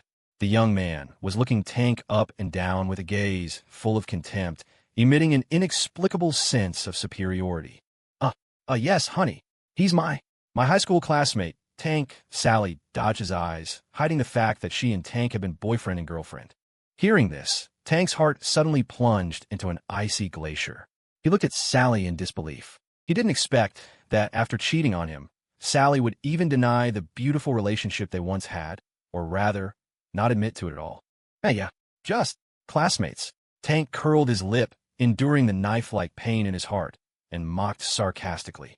Sally turned her gaze away, not daring to look Tank in the eye. She was probably worried her eyes would betray her guilt. The young man beside her sensed the strange atmosphere between them and frowned instantly, feeling Sally had intentionally hidden their relationship. A trace of anger flashed in his eyes. He said coldly, Is that so, Sally? I've never heard you mention having such a classmate. Were you close in high school? Greg, I'm not that close with him, Sally quickly defended. Greg North didn't listen to her explanation at all. Instead, he looked at Tank and asked with a smile, Hee Tank, right? What do you study? Uick.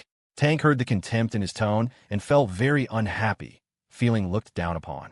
So he put his hands in his pockets and stared straight back at him. Oh, so you study at UIC? I thought it was Illinois Tech or UChicago. Well, studying at UIC isn't bad. When it's time for internships, if you can't find a unit, you can call me. After all, you and Sally are high school classmates. Greg took a wallet out of his pocket, then pulled a gold-stamped business card from it. He handed the card to Tank. Tank took the card and looked at it. It read, Deep Blue Apparel Co. Ltd. Vice General Manager, Greg North. Seeing it was apparel, Tank understood. It was likely a company manufacturing clothing and doing clothing trade.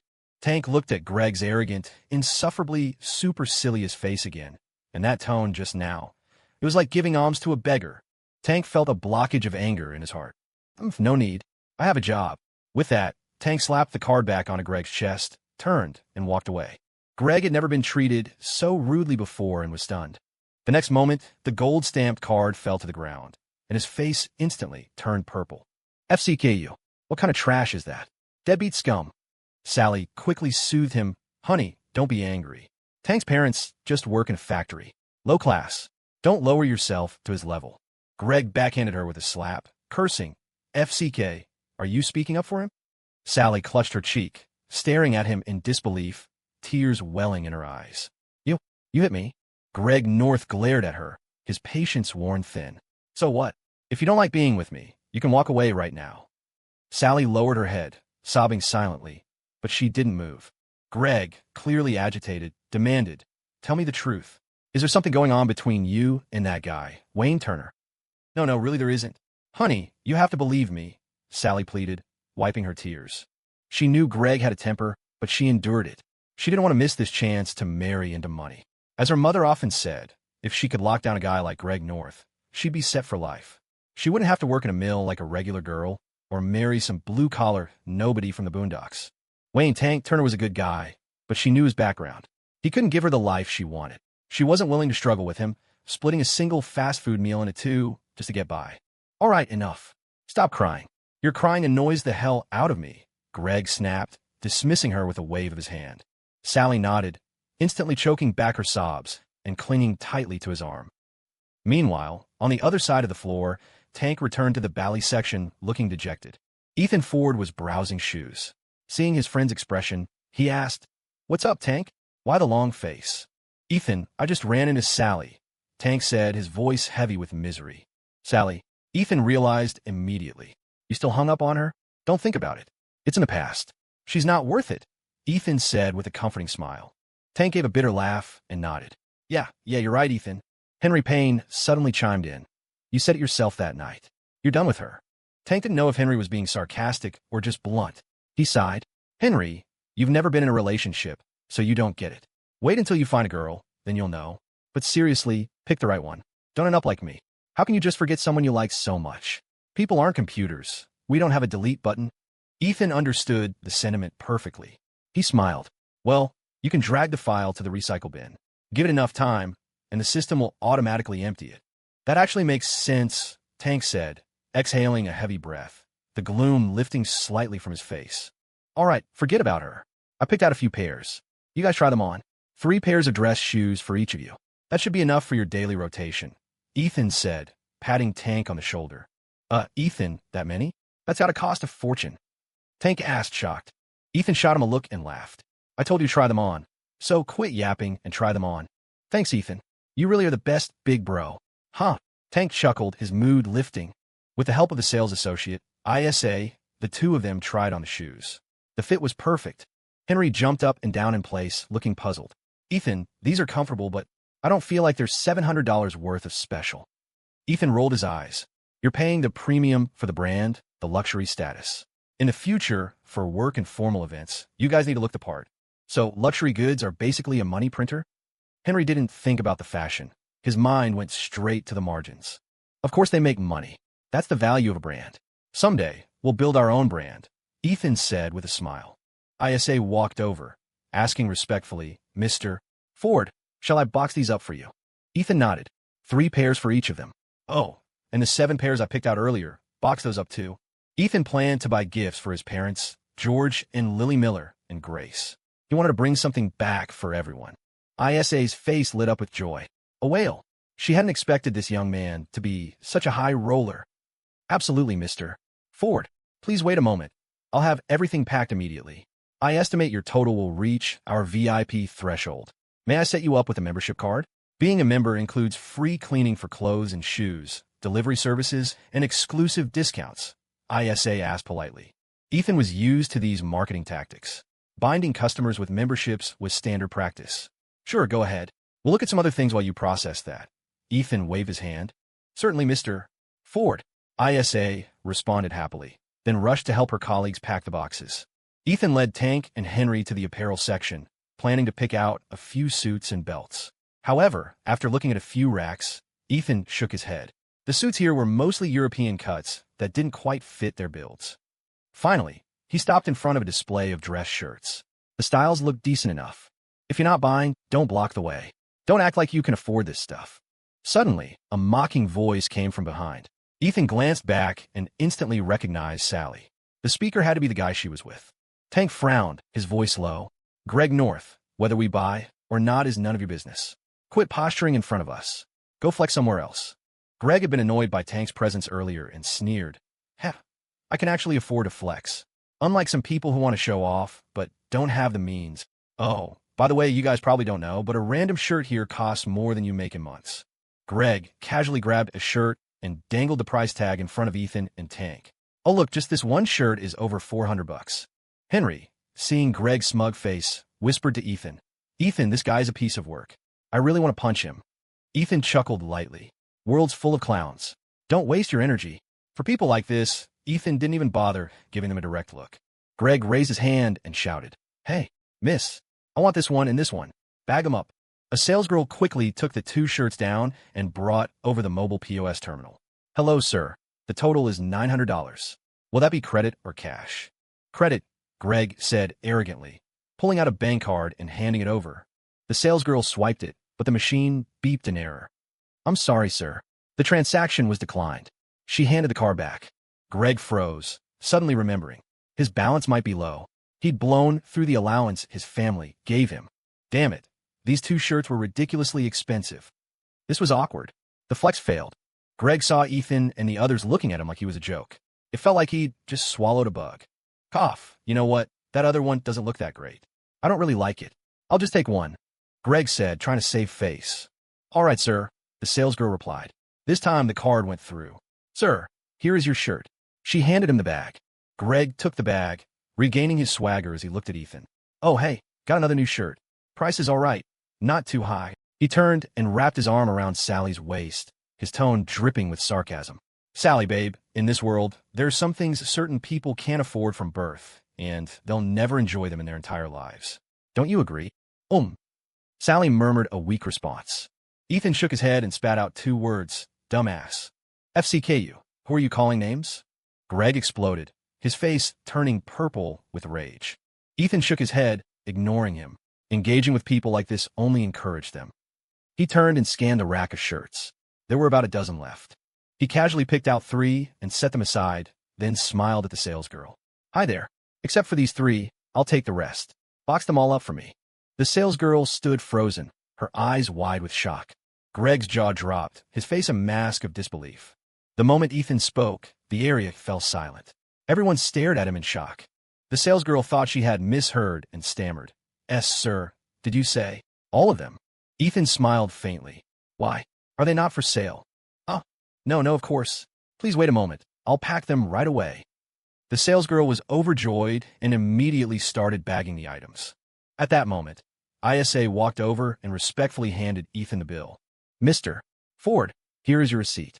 The 10 pairs of leather shoes you purchased come to a total of $7,000. I've already applied the 10% VIP discount.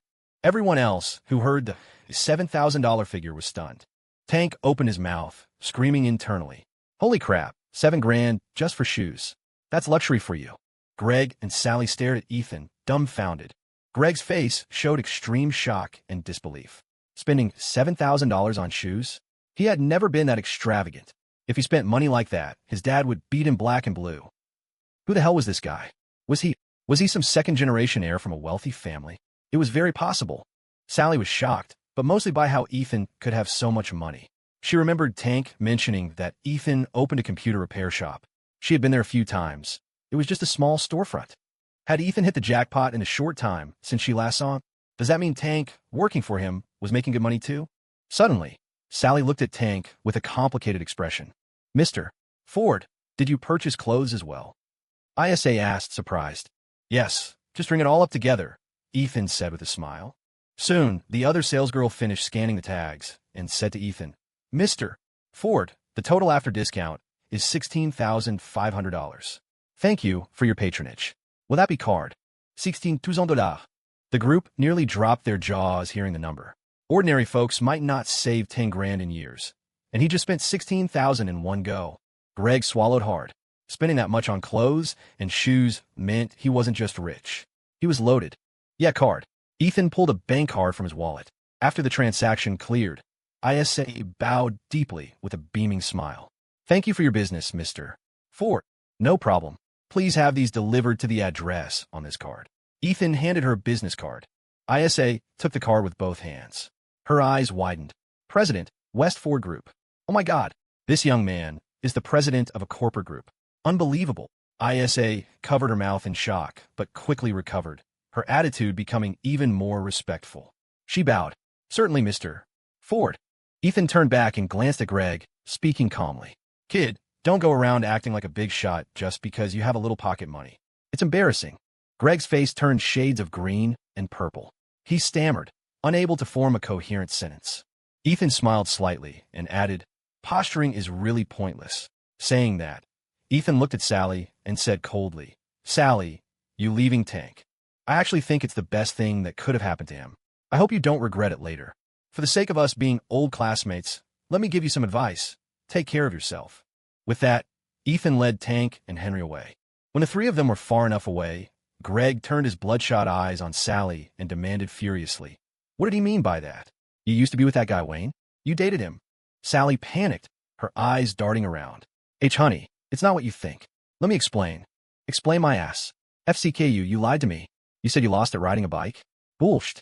Turns out I picked up second-hand goods. Greg got more agitated as he spoke, grabbing a handful of Sally's hair. No, Greg, don't. You're hurting me, Sally cried out, tears streaming down her face. Slut. Greg slapped her across the face, knocking her to the ground. ISA, seeing him get violent, quickly stepped in to stop him. Sir, please calm down. Fighting is not allowed in the mall. Please use your words. Greg huffed coldly, shook off her hand, and stormed off, leaving Sally weeping alone on the floor. In the smoking area at the end of the mall corridor, Tank sat on a bench, rubbing his face, trying to sober up from the shock. Ethan handed him a cigarette. Tank, take one. Thanks, Ethan. Tank's eyes were red. He took the Parliament, lit it, and took a deep drag. Ethan, I saw bruises on Sally's face. Tank exhaled smoke, his expression pained. He had noticed the handprint on her cheek when he saw her again. In that moment, it felt like a knife twisting in his heart. But he had to act cold and indifferent in front of her, so he didn't ask. But the pain was real. She was the woman he had once loved to his core. Countless nights, he told himself to forget her completely. But the more he tried, the more it hurt. How long does it take to forget someone you loved? He didn't have an answer. Ethan lit his own cigarette and spoke calmly. I know. I saw it. But Tank, you have to look forward. Don't live in the past. Remember, she cheated on you. She left you. You two have no connection anymore. Henry sat on the other side of Tank and said flatly, Tank, if I knew it was like that, I would have punched that guy earlier. He has a punchable face. Tank rubbed his face and forced a smile. You're talking nonsense. Ethan's right. Sally has nothing to do with me anymore. Screw it. Ethan looked at him and sighed softly. Tank valued loyalty and emotion too much. He said he was over it, but deep down he probably wasn't. But that was Tank. If he could let go easily, he wouldn't be who he was. Ethan knew he couldn't say much about Tank's feelings. Tank had to make peace with it himself. Suddenly, a commotion erupted outside the smoking area. Then a woman shouted, Bastard, you dare steal from me? Give it back. Damn it. If I don't fix you, my name isn't Vane. Ethan recognized the voice the moment he heard it. It was Victor the Reaper, Vane's sister, Valerie Vane. Before Ethan could even stand up, Henry Payne shot out from beside him like an arrow. The reaction speed left Ethan and Tank dumbfounded. Holy crap, Henry is... Tank opened his mouth, but couldn't finish the sentence. Don't just sit there, let's go. Something's definitely wrong. Ethan stubbed out his cigarette and rushed after him. At the other end of the corridor, Valerie was tangling with two men. The noise attracted the attention of many shoppers. Let go BTCH. A man with a buzz cut wearing jeans glared viciously at Valerie, who was gripping his shirt. But Valerie was no shrinking violet. She was the sister of a mob boss. She had seen it all. She glared right back and kicked the man. You steal my wallet and dare to stare me down? The buzz-cut man, enraged by the kick, raised his hand to strike her. Suddenly, a figure appeared behind Valerie. The buzz-cut man only saw a foot flying toward his face. Bam! Henry's roundhouse kick connected solidly with the man's face, sending him flying backward to roll twice on the ground. Valerie froze, turning her head to see Henry's back. It's you. Are you okay? Henry looked back and asked calmly. Just then, the accomplice, a man in a leather jacket, grabbed Henry from behind, locking him in a chokehold, clearly intending to avenge his partner. Look out! Valerie's heart jumped in her throat, but she remained cool, stepping forward quickly to kick the leather jacket man squarely between the legs. Oh no! The man's face went instantly pale. He clutched his groin and curled up like a cooked shrimp. However, the momentum caused Valerie to stumble. She lost her balance and was about to fall. Henry caught her, wrapping his arms around her slender waist. He pulled her up, steadying her, but in doing so, he pulled her directly into his embrace. In that moment, their eyes locked. Time seemed to stop. All surrounding sounds faded, leaving only the beating of their hearts. Henry blushed, looking at Valerie with embarrassment, then averted his gaze, stammering, "You okay?" I'm fine, thanks." Valerie snapped back to reality. But realizing she was still tightly held in Henry's arms, her face turned as red as an apple. At this point, Ethan and Tank arrived, rolling up their sleeves and raining punches on the two thieves until they begged for mercy.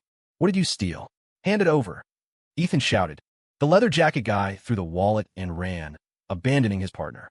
The buzz-cut man scrambled up and bolted after him. Ethan picked up the wallet, dusted it off, and turned around to find Henry and Valerie still hugging. "Ethan." "Hey, Henry, nice moves." He put his hands behind his back, seemingly in no rush to return the wallet to Valerie. But Tank, worried about Henry, rushed over. "Henry, are you okay? You hurt? You just got out of the hospital not long ago. Why play hero? Seriously." Tank's voice pulled Henry back to reality. He realized he was still holding on to Valerie. Sorry." Henry looked flustered, unsure of what to do with his hands. He had never held a girl's hand, let alone hugged one. The panic of inexperience was evident. Valerie, blushing, glared at him and whispered, "How long are you planning to hold on?" Hearing this, Henry abruptly let go. Caught off guard, Valerie fell straight onto her butt. "Ouch, what the hell?" Ethan shook his head, watching Henry. No wonder Henry always said he was destined to be single. There was a reason for it. Sorry. Henry reached out to help her up. Valerie sighed, patting the dust off her clothes. "Forget it, it's nothing. I should be thanking you for the help." Where's my wallet? Did you get it back?" Ethan stepped forward and handed her the wallet with a smile. "Miss Vane, it's been a while. Fate seems to have brought us together here." Valerie took her wallet, grateful. "Thanks, President Ford." Ethan waved his hand. "You should thank Henry. If he hadn't heard your voice and rushed out immediately, those two might have gotten away." TSK. I've never seen Henry run that fast. That speed. I was stunned. Ethan was a professional wingman. He immediately shifted the spotlight to Henry. Hey, I was fast too, okay? I rushed over and threw a punch. I wasn't much slower than Henry." Tank walked up to Ethan, grinning and seeking credit. Ethan secretly rolled his eyes at him, then flicked his forehead, laughing. "You get the most credit." Tank caught Ethan's look and instantly realized what was happening. He quickly shook his head. No, Henry was the awesome one. That kick was legendary." Valerie turned back and nodded to Henry. "Thanks." Henry responded stiffly. No problem. You took care of me in hospital, so this small thing is nothing. I still owe you a favor anyway." Valerie covered her mouth and chuckled. "Well, you said it. I didn't force you." Her laugh captivated Henry instantly. 3 words filled his mind. She's beautiful. Her smile was free-spirited and bright, warming the heart like sunshine. "Henry, since you owe her a favor, why not treat her to a meal?" Ethan assisted from the sidelines. "All right. Miss Vane, care to join us for lunch?" Henry scratched his head and mustered the courage to ask. Valerie agreed readily. Haha, sure. I get a free meal. I'm starving. Haven't had lunch yet." Ethan smiled. "There's a restaurant on the 5th or 6th floor. Let's go up and take a look." "Done." Valerie nodded. But as she tried to take a step, a sharp pain shot through her ankle. She looked down to see her ankle turning blue and black. "Great, I sprained it." She slapped her forehead helplessly. Henry quickly squatted down to check. "Looks like a bad twist." Valerie rolled her eyes. "I'm a nurse, I know that. Do you need to tell me? It's just a small sprain. Some ice and liniment later, and it'll be fine. Nothing is more important than my stomach." Let's eat first, Valerie said nonchalantly. But after 2 steps, she was hissing in pain. Henry suddenly moved in front of her and crouched down. Valerie paused. What are you doing? Henry looked back, his tone unusually gentle. Get on. I'll carry you. Get on. I'll carry you. Henry looked at her with unwavering determination. Valerie paused for a moment, but didn't hesitate long. She leaned onto Henry's back and said, Then I won't be polite. Say me walking on a sore foot. Henry hoisted her up, holding her steady, and said calmly, You took care of me for so long. It's my turn to take care of you. It's only right. Ethan and Tank watched from the side, both sporting mischievous grins. Way to go, Henry. Now we're getting somewhere. Hey, Ethan, does Henry have a shot? Tank whispered enviously. Ethan chuckled lightly. There's a shot, but won't be easy. Henry seems genuinely interested in a girl for once, so he definitely likes her. But Valerie, whether she likes Henry is hard to say. Hope it's not unrequited. Tank looked at Henry with the gaze of a proud father. If he likes her, let him go for it. Whether it works out or not is another story. Besides, my boy Henry isn't bad. Ethan rolled his eyes at him. Listen to you. People would think you're Henry's dad. Since when did you promote yourself? I don't approve. Besides, Henry is older than you. Ethan, I was just feeling emotional. Tank scratched his head. Hey, Ethan, let's go. They're getting far ahead. Ethan knocked him on the head again. You idiot. I'll let them get ahead on purpose. What? You want to be a third wheel? Tank realized his mistake and gave a thumbs up. Ethan, smooth. Very smooth. The group arrived at a Western bistro on the 6th floor of the Metro Mall. Seeing it was lunchtime, Ethan stepped aside to call Grace. After a moment, she picked up. Stinky Ethan, what is it? If you have business, speak. If not, begone. This princess is busy. Grace's tired voice came through the phone. Ethan smirked. Your Highness, I am currently at the bistro in the Metro Mall. Do you want to come over? Bistro, Grace shouted in delight, followed by the sound of her swallowing saliva. But she quickly deflated. I want to, but the sadistic teacher added more assignments this morning. Design projects. If I don't finish this weekend, I can't turn them in on Monday. My bistro steak. I want it. The pain. Forget it, Stinky Ethan, eat by yourself. I have to finish my homework. Ethan teased. You can't finish in 2 days? If you don't come today, you're going to miss some major gossip. What did you say? Gossip? Wait for me. I'll be right there. Grace's voice went up an octave before she hung up. Ethan, since when was she so interested in gossip? She must have caught it from Chloe Jones. Yes, definitely. Chloe Jones? Half an hour later, the waiter was serving appetizers. Ethan, I'm here. Grace's voice arrived before she did. Ethan looked up to see Grace sprinting over. Not bad, Grace. That was fast. Of course. Quick, tell me, where's the gossip? Where? Grace plopped down next to Ethan, asking excitedly. 2 pairs of eyes immediately locked onto Ethan. Valerie and Henry. Ethan looked awkward. He gave a dry laugh. What are you talking about? Nothing's going on. I just invited you for lunch. Grace noticed Henry's flustered expression and Valerie acting nonchalant. She put 2 and 2 together, and the fire of gossip ignited in her eyes. Right. Perfect. I was hungry too. Just out for a meal, hee hee. Grace laughed strangely. Ethan changed the subject. Do you guys want some red wine? Tank raised his hand. Ethan, what kind? Like the grape juice Victor has. Ethan slapped his forehead and said seriously, Tank, you need to broaden your horizons. If you go out for business talks, people will laugh at you. Listen, wines are roughly categorized by color. Red, white, rose. By sweetness. Dry, semi-dry, semi-sweet, sweet. Usually when we say dry red, it's dry red wine. At a dinner, you need to know what the guests prefer. Don't mix it up and make it awkward. Ethan lectured patiently, while Henry and Tank listened intently, nodding along. Waiter, what reds do you have? Ethan signaled the server. Sir, we have imported suppliers, so we have most major brands. Which one would you like? The waiter asked respectfully. Do you have Le Pen? How about D. Kim for sweet white, or Lafite for sweet red? Ethan named high-end market staples. If you didn't know someone's specific taste, these brands were safe bets because their quality and recognition were universally accepted. We have them all, sir. Should I bring them now? The waiter asked, slightly surprised. Yeah, bring them all. Ethan nodded. Soon, the waiter brought the wine, opened the bottles, and let them breathe. Ethan introduced the wines and taught them how to taste. Miss Vane doesn't drink, right? Ethan asked casually. Valerie felt underestimated. She slammed the table. Why wouldn't I drink? Are you looking down on me? Hey, no. Isn't your profession special? Just asking. Ethan defended. Valerie rolled her eyes. Who says nurses can't drink on their days off? I'm off this weekend. Nothing to do tomorrow, anyway. Come on, fill it up. Hey, maybe not. You just sprained your ankle. Alcohol might make you unsteady, Ethan advised, feigning concern. Grace saw Ethan's expression and snickered. This guy is definitely plotting something. Are you questioning my tolerance? Even my brother doesn't question me. Drinking you under the table would take minutes. Cut the crap. Fill it up. Valerie waved her hand grandly, her gestures echoing Victor's domineering presence. Truly siblings, Ethan chuckled. If you insist. Henry, what are you waiting for? Pour for Miss Vane. You really want a drink? Henry checked with Valerie again, mostly worried she couldn't handle it. Don't nag. Pour it, Valerie commanded with a wave of her hand. Henry had no choice but to pour her the wine. Valerie lifted her glass, then noticed Henry's was empty. She frowned. Your glass is empty. What are you waiting for? Henry quickly filled his own glass. Cheers. Let's go. Valerie raised her glass to invite him. They clinked glasses.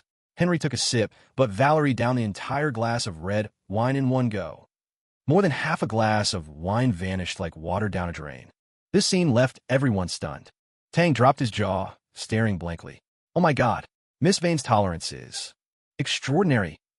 Ethan's mouth twitched, imaginary black lines appearing on his forehead. This situation was unexpected. Valerie's capacity for alcohol was surprisingly high. She drank wine like it was water. Henry stared, jaw slack.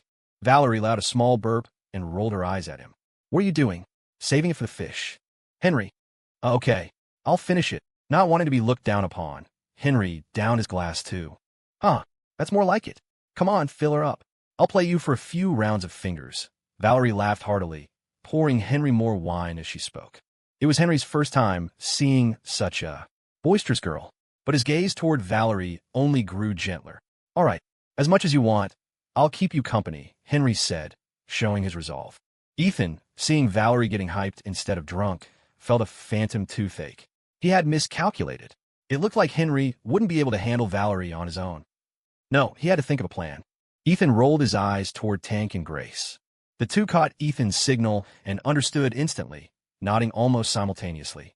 Here, this is my first time drinking with Miss Vane. Let me toast you. Ethan raised his glass, taking some pressure off Henry. Sure.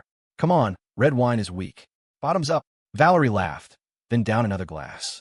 Ethan had only one word in mind. Impressive. She was the heaviest drinker he had ever met. Grace was also shocked. She tugged at Ethan's sleeve. Stinky Ethan, she can really drink. What do we do? Ethan whispered back. Don't worry. Three Stooges can beat a genius. With that, Ethan downed his glass. Grace followed up with a toast to Valerie, but she couldn't hold her liquor. Half a glass in, and her cheeks were apple red. Why does this feel so strong? Grace burped, the alcohol hitting her, flushing her face even more. Ethan knew she couldn't drink much and said dotingly, All right, you don't have to finish it. Eat something. Grace stuck out her pink tongue in embarrassment, feeling like she was dragging the team down. They ate steak, drank wine, and exchanged toasts. Ethan, Tank, and Henry took turns toasting Valerie, who refused no one. She drank everything. An hour later, the table was a mess of dishes, with over 20 empty bottles lined up, attracting stares from other diners and waiters. Tank was slumped on the table, mumbling drunkenly, Come, drink more, I'm not drunk. Henry was 70 or 80% gone, shaking his head to force himself to stay awake. Ethan had the highest tolerance of the three, but even just red wine hits hard eventually. He felt he was at his limit. Any more, and he wouldn't be able to walk. But looking at Valerie, although her face was flushed red, her eyes were bright and clear. No more. I'm going to pass out. Miss Vane's tolerance is terrifying. Ethan laughed bitterly, waving his hands in surrender. Valerie was practically 1v3. And she wasn't even drunk. Her tolerance. There was nothing to say. She was on par with her brother, Victor. Done already? Guess that's all you three have got. Huh? Valerie laughed triumphantly, leaning back. Ethan. Henry. The brothers exchanged a look of utter helplessness. Ethan shot Henry a look that said, Bro, I can't help you with this one. Grace, seeing Ethan's depressed look, covered her mouth and giggled, looking a bit schadenfreudish. Oh my, our President Ford has a day like this too. Ethan rolled his eyes at her. Great, even you're laughing at me? Grace held his arm, pretending innocence. No way, am I laughing? I love you so much. How could I laugh at you? Stinky Ethan. Saying that, Grace pinched Ethan's nose, her eyes curving into cute crescents. Goals. You two showing off in front of a single dog. I'm full from the dog food. I'm out, Valerie teased. All right, we've had a good time. Let's head out. I already settled the bill, Ethan said, pulling Grace up. By the way, Henry, Miss Vane sprained her ankle and has been drinking. You take her home. I'll take Tank back to the office to crash. Ethan made sure to instruct. Henry stood up and replied, Yes, Ethan. Ethan smiled. Take good care of her. See Miss Vane safely into her home. She took care of you plenty in the hospital. The implication was clear. Henry, be smart. Take her all the way inside. Henry paused, missing the subtext, and just nodded blankly. Valerie waved her hand. It's fine, I'm not drunk. You can just drop me at the curb downstairs. I'll catch a cab. Ethan insisted seriously. That won't do. Victor has been good to us, and you took care of Henry for so long. If anything happened to you, how would we explain to Victor? Let Henry see you to your door. Hearing Ethan put it that way, Valerie didn't argue and agreed to let Henry take her home. Ethan helped Tank up, and the group left the bistro. They split up at the mall entrance, catching separate cabs. Ethan and Grace took Tank back to the company. After settling Tank in the break room, Ethan returned to the president's office and collapsed on the sofa. Grace poured him a cup of honey water and brought it over. Stinky Ethan, told you not to show off. Showing off and losing TSK. Here, drink some honey water. It helps with the hangover. Ethan took the cup and gulped down a large mouthful. The warm, sweet honey water made his whole body feel fuzzy, chasing away some of the dizziness. Phew. Much better. Grace's water is the best. So sweet. Grace felt the phrasing was weird, but couldn't pinpoint why. Shut up, you smooth talker. She sat on the sofa and gently massaged his temples. Stinky Ethan, do you think? Henry drank so much. Can he get Valerie home safely? Nothing will happen, right? Ethan teased. What kind of thing do you want to happen? Grace blushed. Haven't you seen soap operas? A single man and woman, alone in a room, after drinking. I have a gut feeling. Valerie seems to be a little interested in Henry too. TSK. Hard to say in these situations.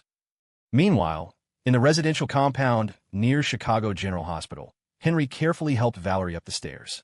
After unlocking the door, Valerie turned to Henry. Thanks for the hard work. Come in and rest a bit. Is it convenient? Henry felt a bit awkward. It was his first time in a girl's apartment. Nothing inconvenient about it. Come in. Valerie laughed brightly. Henry helped her inside and sat her down, then took a seat on the sofa himself. He looked around. Her furniture was sparse, the decor simple and clean, giving off a sharp, efficient vibe. Pour yourself some water. I won't play hostess. If you could, grab the liniment and rubbing alcohol from the drawer for me, Valerie said, leaning back on the sofa, relaxed. Sure. I'll get it. Henry got up to find the medicine. Valerie watched his back, the corner of her mouth twitching into a barely noticeable smile. She thought Henry seemed smart, but sometimes he felt clumsy, like he was clueless about dealing with girls. Pure as a blank sheet of paper. Perhaps it was precisely because he was a blank sheet that he felt so sincere. It made him much better than the smooth-talking men she usually encountered. Back in school, she had met plenty of street types through her brother, Victor. She had seen all kinds of men. Most approached her either because of Victor or because of her face and body. But Henry wasn't like that. He made her feel safe. Being around him was easy. Are these the ones? Henry asked, turning around. Valerie snapped back to reality and nodded with a smile. Yep, those are the ones. Hand them here. Henry brought the bottles to the sofa and watched as Valerie struggled to take off her shoe. It looked difficult for her to apply the medicine herself. Do you want me to help you? Henry couldn't help but ask. Valerie looked at him in surprise. If you don't mind, I could really use the hand. Henry grinned. Hey, what's to mind? I used to apply medicine for my sister when she twisted her ankle playing. I'm a pro at this. Sister? Valerie paused. Does he see me as a sister? Am I not attractive to him at all? Yeah, my sister used to be playful and would twist her ankle occasionally. She'd be fine 2 or 3 days after I applied the stuff. Henry squatted down, opened the bottle, poured the medicinal liquor into his palm, and applied it to the swollen area on her ankle. The stinging pain made Valerie suck in a breath of cold air. Henry eased up his pressure and comforted her. It hurts a bit at first. Bear with it. It gets better. Use your strength. I can take it. Valerie gritted her teeth, determined. Moving a bit faster is fine too. It'll feel better. Henry looked surprised. Really? Then I'm going to start. At the same time, a Mercedes pulled up downstairs. Victor Vane got out of the car, followed by his right-hand man, Camel. Camel, bring the fruit up for me, Victor ordered. Yes, boss, Camel responded, grabbing a large bag of fruit from the trunk. As they reached the building entrance, Victor suddenly stopped and turned back. Actually, never mind. Don't come up. I'll go myself. Victor knew his sister didn't like seeing guys like Camel. Better to keep her happy. Although the siblings disagreed on some things and had fought about his underworld dealings, she was his biological sister. He cared about her deeply.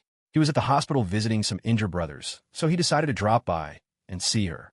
Victor carried the fruit upstairs.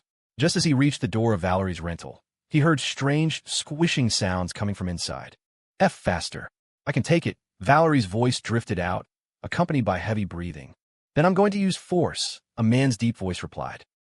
It hurts. Go easier, Valerie continued. Hold on, almost done, the man replied. Victor stood outside, struck by lightning, frozen in place. Did my sister get a boyfriend? How'd I not know? Victor raised his hand to knock, but froze mid-air. He couldn't bring himself to knock. If that really was happening inside, wouldn't knocking now be incredibly awkward? Thinking about it, Victor pulled out his phone and called her. Soon the call connected. Hello? Bro, what's up? You at home? Yeah, why? I came to see you. I'm coming up now. Almost at your door. Now? Okay. The call ended. A moment later, the door opened. But Victor didn't see Valerie. He saw Henry. Victor paused. Henry? Why are you here? He recognized Henry. He was Ethan's brother. They had met for drinks when Henry came to thank him personally. Seeing Victor's imposing presence, Henry quickly explained. Boss Vane, Miss Vane sprained her ankle. I brought her home. Victor looked into the apartment and saw Valerie with her leg up on the coffee table, airing out her right foot. It really was sprained. The heart that had been in his throat finally settled. Is that so? Thanks for the trouble. Go on in, Victor laughed. As he entered, Valerie rolled her eyes. Bro, what are you laughing at? Is my sprained ankle funny? No, I just thought. Cough, never mind. Here, I brought you some fruit.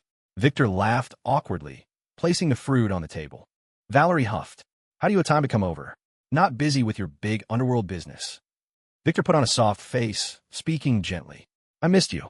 I only have one cute, beautiful sister. Henry, watching from the side, was amazed. The Reaper of Chicago. Acting like this in front of his sister? A total sister complex.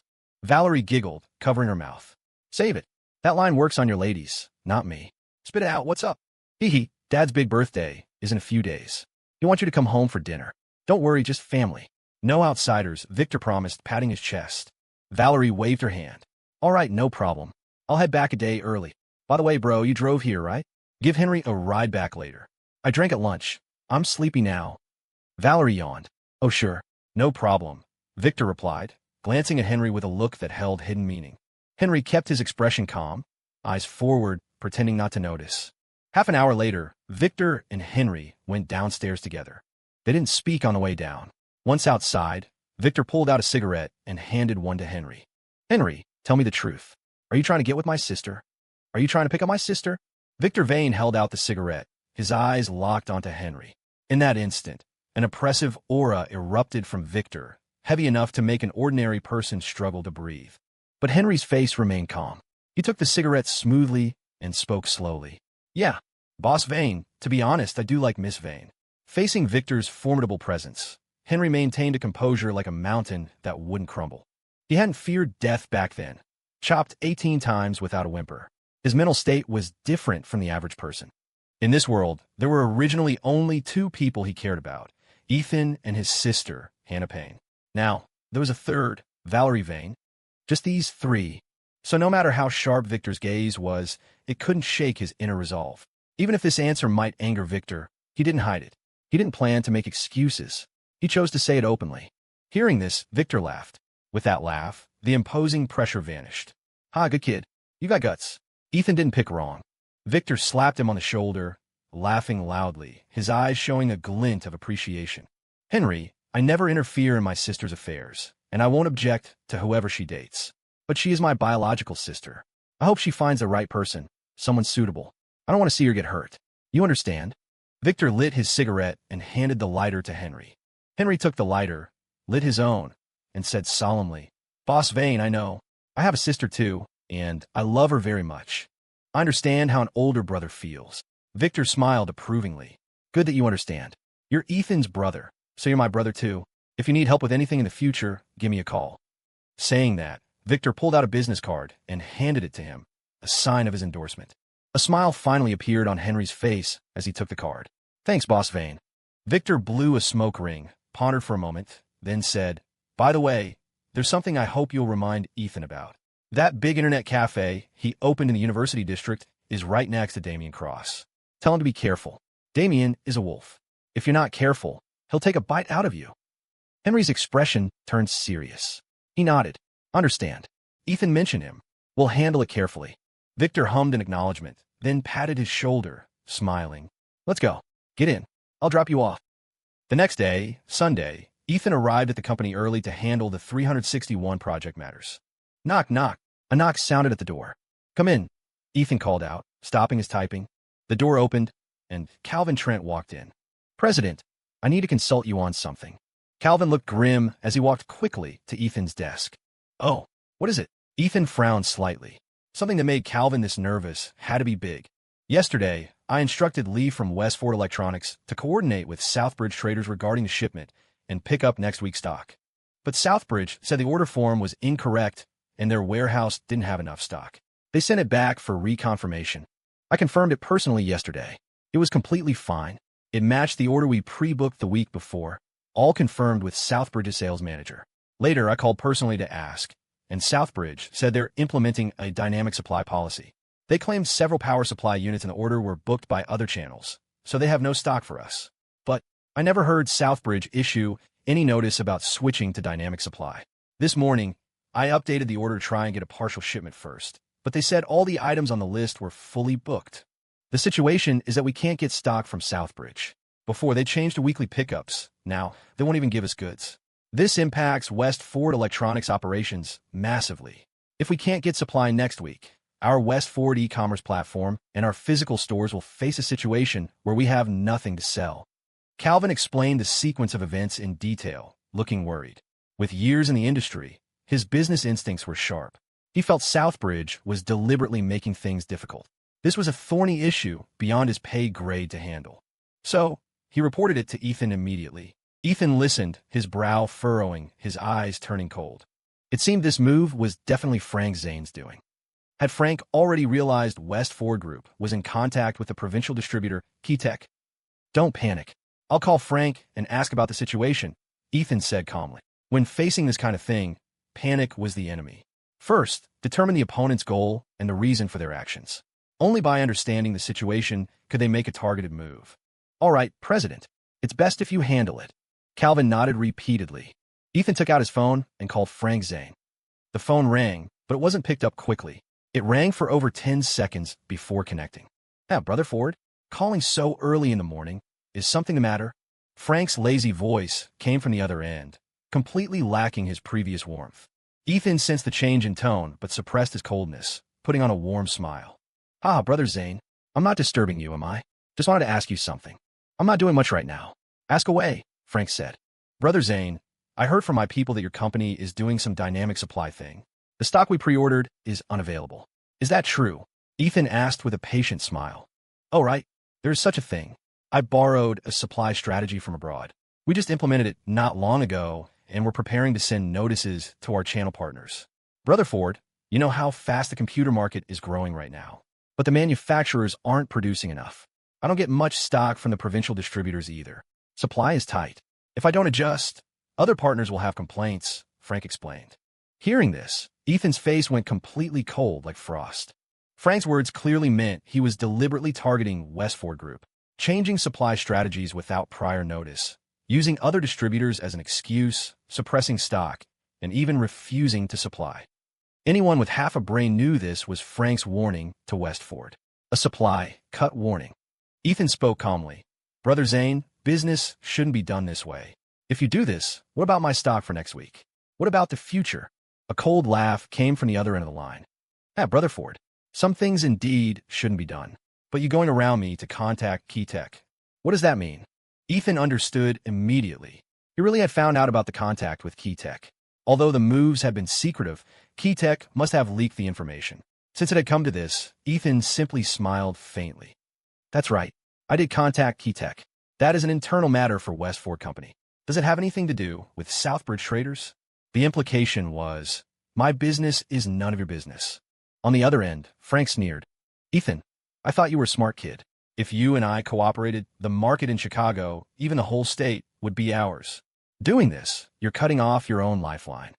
Mr. Zane, a lifeline shouldn't be in someone else's hands. It should be under your own feet. Also, you don't need to worry about my small company.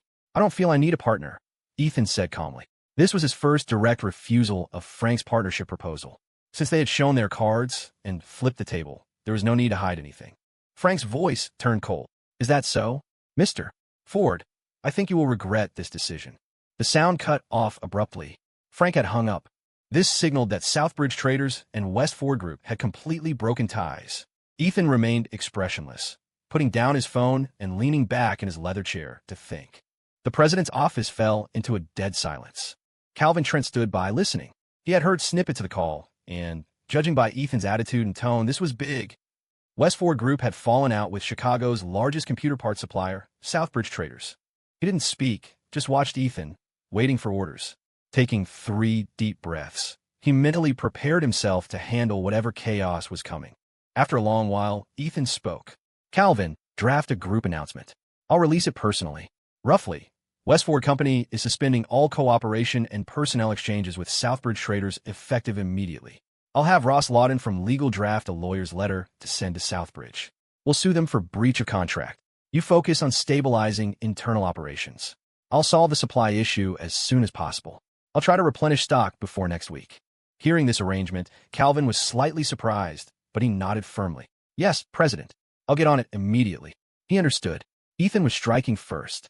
In the contract, West Ford was the buyer, Party A. Striking first to sue Party B offered some hope. It would put Southbridge on the defensive, forcing them to spend energy preparing a response. And West Ford's head of legal, Ross Lawton, was no ordinary lawyer. Before joining West Ford, he was a professor at the University of Law. He was undefeated.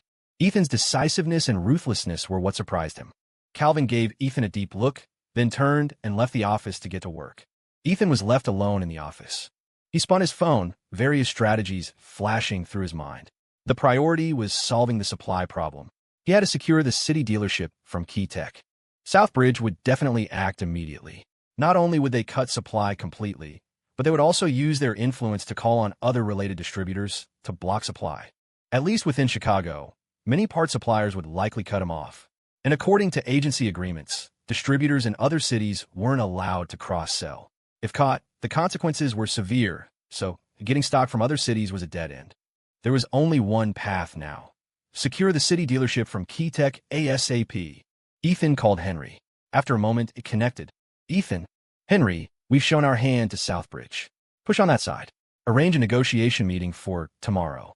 I'll go personally this time, Ethan ordered.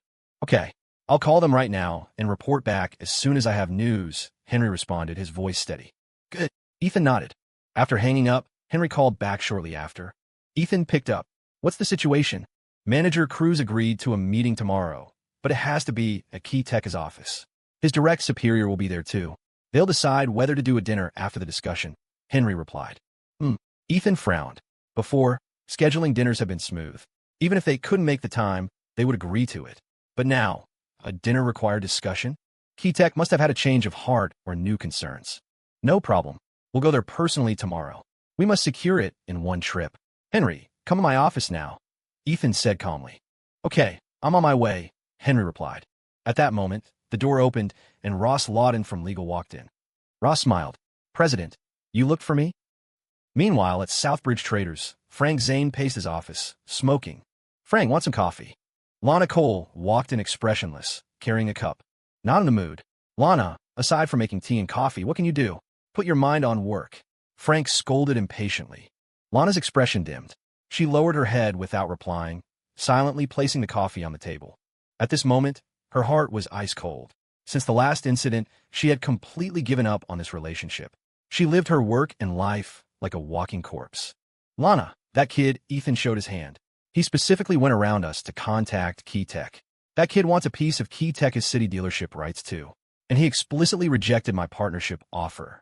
Damn it. Frank took a drag of his cigarette, fury burning in his chest. Frank, what do you want to do? Lana looked up and asked. Frank thought for a moment, then said coldly, "Pass the order down. Terminate supply to West Ford Company starting today. And tell Charlie Boone and Joe Thompson they aren't allowed to supply West Ford either. I want to see what they'll sell without stock. Oh, and have Morty Banks from sales execute the frontline market plan. Set up a branch office. Open the store right next to the West Ford Electronics store. If they have nothing to sell, I have plenty. I'm going to eat their market share." Lana murmured an acknowledgement and backed out. Once outside the office, she took a resignation letter from her pocket, clutching in her hand. But in the end, she put the letter back. She turned around and went back into the office. "Frank, these past few days, I've really wanted to know. How did you handle the one at home? And what are we really? Tell me seriously. Since you met me, have you ever truly loved me?"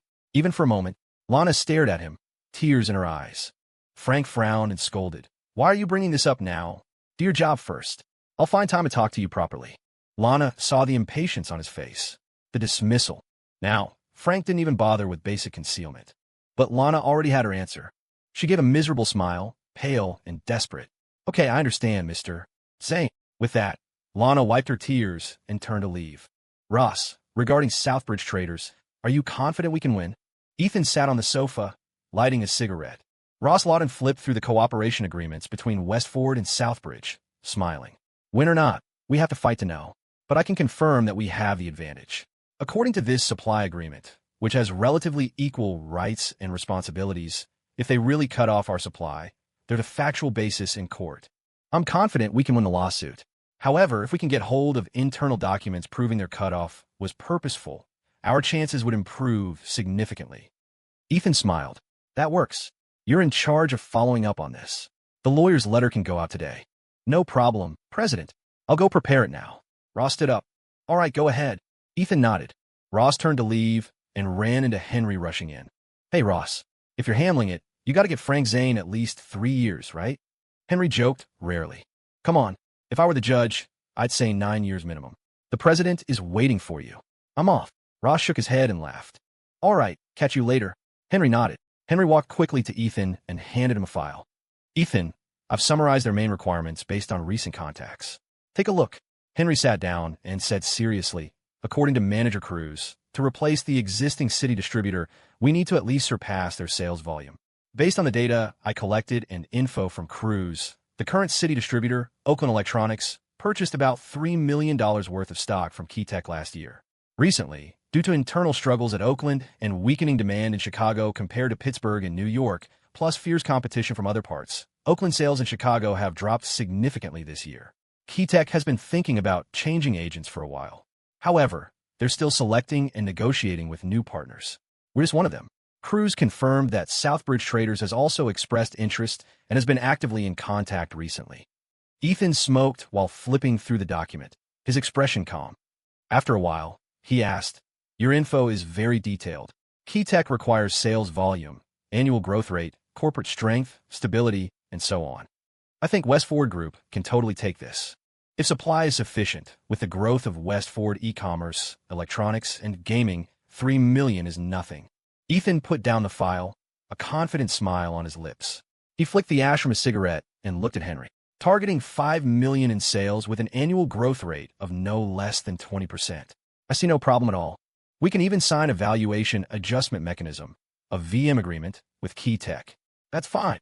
Plus, I have an ace in the hole. I trust they'll be interested." Henry asked, puzzled. "Ethan, what ace?" "A $150,000 cash purchase contract." Ethan blew a smoke ring and said leisurely. Henry looked enlightened. "Right, that's our negotiating advantage. I didn't dare reveal it easily without your permission, but it can definitely be put on the table." Ethan laughed. "We have to use it well tomorrow. Henry, come with me to the bank later. We're withdrawing 150 grand in cash." "Huh? Cash?" Henry paused. Ethan nodded. "Exactly. That's enough for a visual impact. It'll make them feel our sincerity. I must secure this city dealership qualification." The next morning, Keytech headquarters. Manager Cruz took a stack of documents and walked quickly to the general manager's office, knocking on the door. "Come in." A raspy voice came from inside. Cruz pushed the door open and said respectfully, "Mr. Young, here are the documents you wanted on West Ford Company. They've recently restructured, so they should be called West Ford Group now." He handed the file to an older man wearing a white shirt, with snow-white hair and gold-rimmed glasses. The man looked refined and wise. This was Keytech's general manager of business, Lloyd Young. Oh, didn't you say their company was established less than a year ago? Restructured so soon? Lloyd asked, surprised. From what I understand, they're developing very fast. You could say changing with each passing day. My former professor spoke very highly of West Ford's President Ford. Cruz smiled slightly. He was putting in a good word for West Ford largely because of Professor Hall. He had received a lot of care from Hall back in school, so when Hall asked him to look out for them, he naturally spoke up to do his part. But he didn't have decisive power in this matter. The person who could truly make the call was his boss, Lloyd Young. Only if Lloyd signed off, submitted it to the board for review, and finally got the owner's signature, would it be decided. In this matter, Lloyd was key. Lloyd didn't look at the file. Instead, he looked up and gave Cruz a deep stare. Stared at, Cruz felt like his little thoughts were seen through. He lowered his head, not daring to make eye contact. Cruz, you can't just look at the surface of people, and you certainly can't rely on hearsay. The Chicago market is important to us. We need to be cautious, Lloyd remarked pointedly. The implication was, don't speak up for others. Yes, Mr. Young's guidance is correct. I'll reflect on myself. Cruz stood at attention. Only then did Lloyd open the file and read carefully. This file is much more detailed than the one I saw before. Did West Ford assist in providing the content?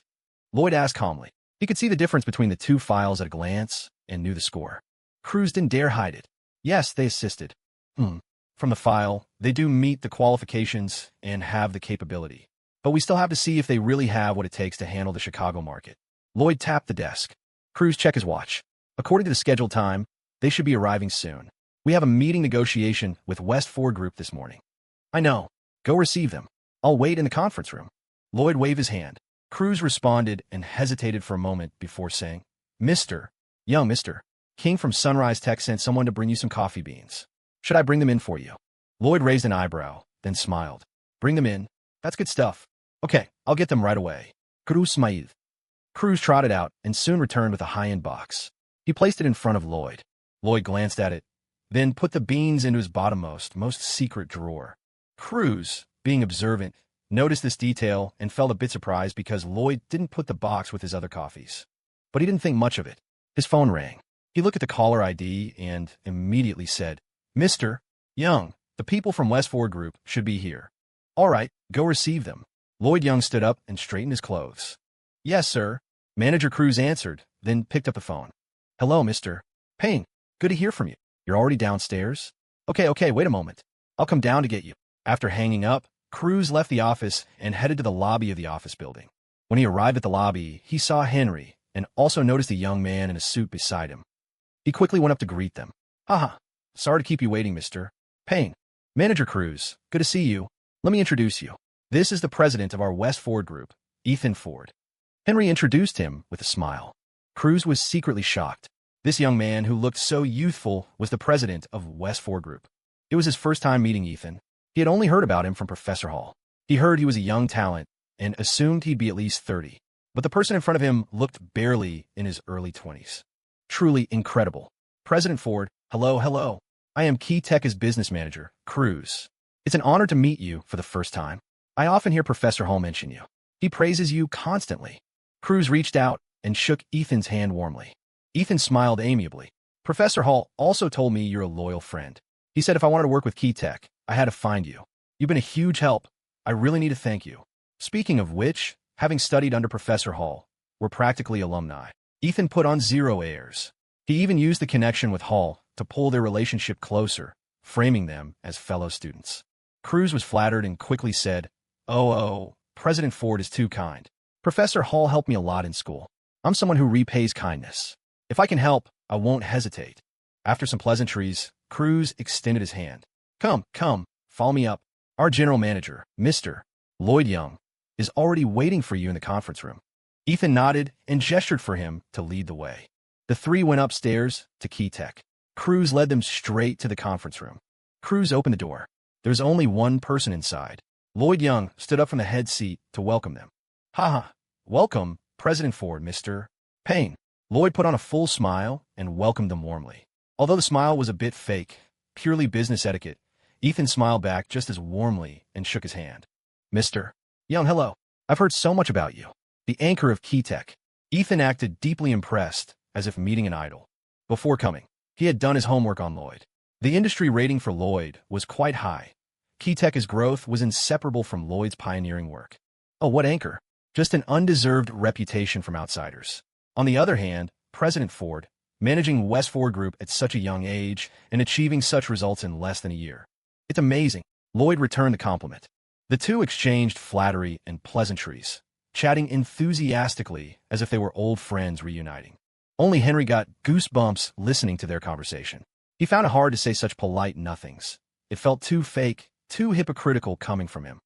Listening to these two speak such hypocritical pleasantries with such gusto. That kind of mental fortitude wasn't something ordinary people possessed. At the very least, you needed thick skin. After the small talk, everyone took their seats and the meeting officially began. Down to business. Ethan took a file from his bag and handed it to Lloyd. He smiled. Mr. Young, this is a market research report on the Chicago computer parts market prepared by West Ford Group. Please take a look.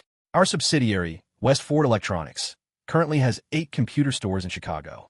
In the future, we plan to expand to at least 20 offline stores and 2 service centers in the city, creating a scale where there's a West Ford Electronics store within every 5-mile living circle.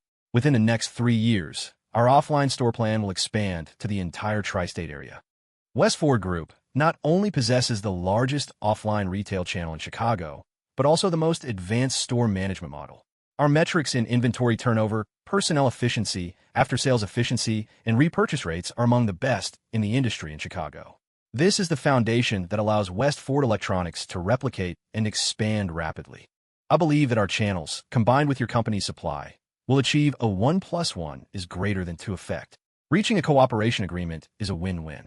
Your company holds 30% of the state's computer parts market share and represents multiple domestic and international manufacturers. That is exactly what we need. For West Ford Electronics to expand rapidly, we cannot do without a stable supply of goods.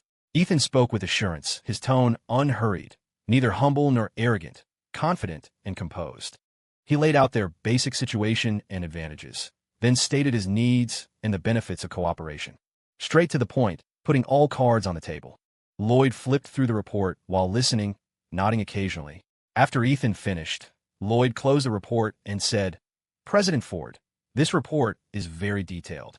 I can see you prepared for a long time, and I can feel your sincerity. I'm very happy about that. Hearing this, Henry couldn't help but show a look of joy. There's a chance.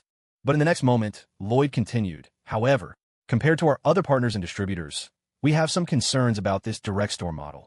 If you used a 3-tier distribution model, wouldn't you be able to expand faster? Take Oakland Electronics, for example. They have over 30 third-tier dealer partners, covering Chicago and the surrounding areas. Or Southbridge Traders. They have quite a few partners too. Lloyd phrased it politely, but the meaning was clear. Can your direct store model compete with a 3-tier distribution model? The 3-tier distribution model was very mature domestically and widely applied across industries. The chain and cooperation methods were very clear. Currently, there was no precedent for a successful direct store model in the state. This was Lloyd's doubt.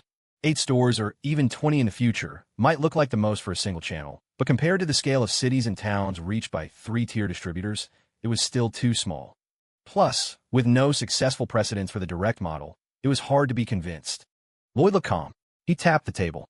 President Ford, to put it bluntly, why should I believe your direct model will succeed? Lloyd Young's comment instantly cooled the atmosphere in the conference room. The smile on Henry Payne's face stiffened. He hadn't expected Lloyd to raise doubts in this particular area.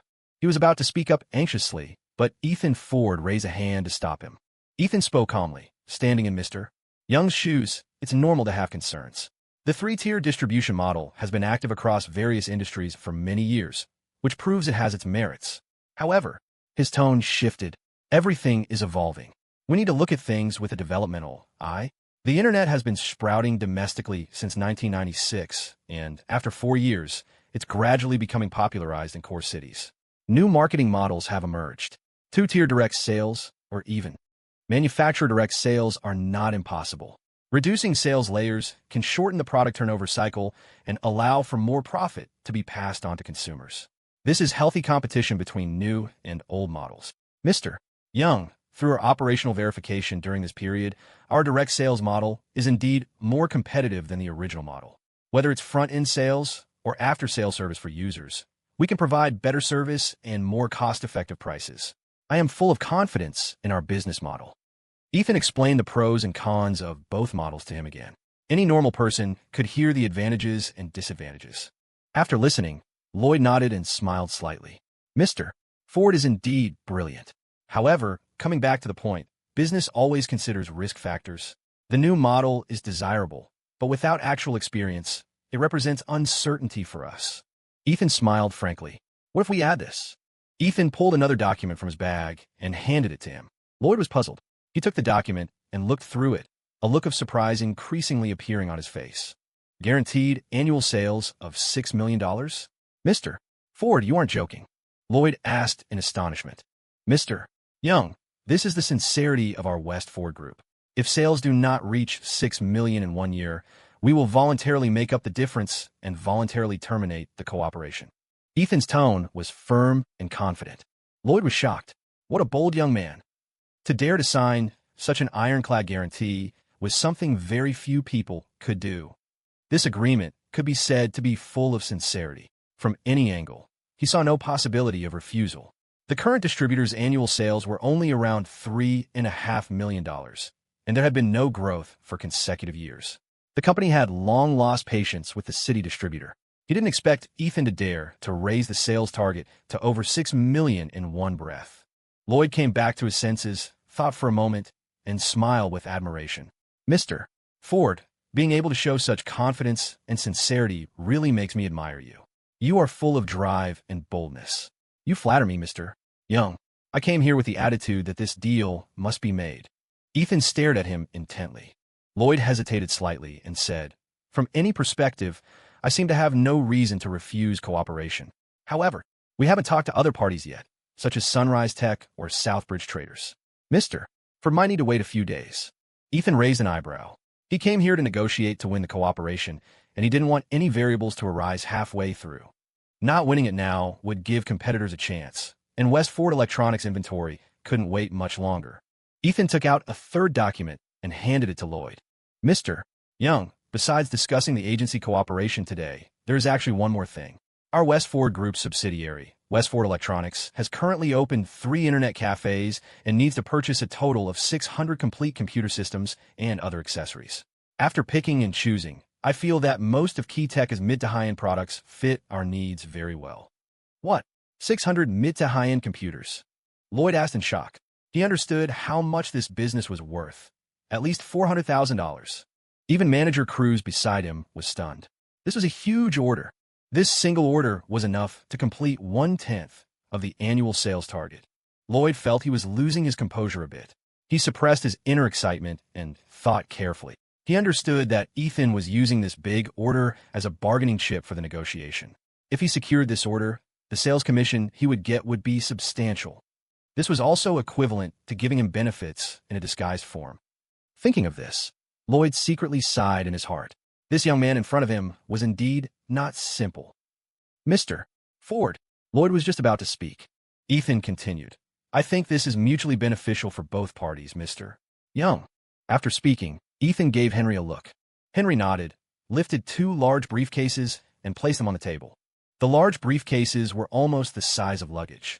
Manager Cruz was stunned when he saw these 2 cases. He had been wondering what was inside, guessing it was a large amount of documents needed for cooperation or some samples. Lloyd was equally puzzled and asked, Mr. Ford, this is... Ethan smiled slightly. This is our sincerity. Henry, open them. Henry responded, open one of the briefcases first, and turn the case around. The next moment, both Lloyd and Manager Cruz were shocked. It was cash.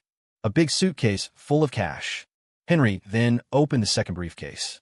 It was also cash, stacks of $100 bills. Lloyd and Manager Cruz were stunned by the scene before them. The visual impact brought by cash was unparalleled. Manager Cruz clicked his tongue in secret. He had never seen so much money in his life. It was too damn shocking. How much was this? Lloyd had seen a lot of the world, but looking at so much money, a greedy look still appeared in his eyes. However, he quickly recovered and said seriously, It seems Mr. Ford is determined to win today. If he didn't agree today, he was afraid he wouldn't get this big order either. Ethan smiled calmly. Of course I hope Mr. Young can give me an answer today.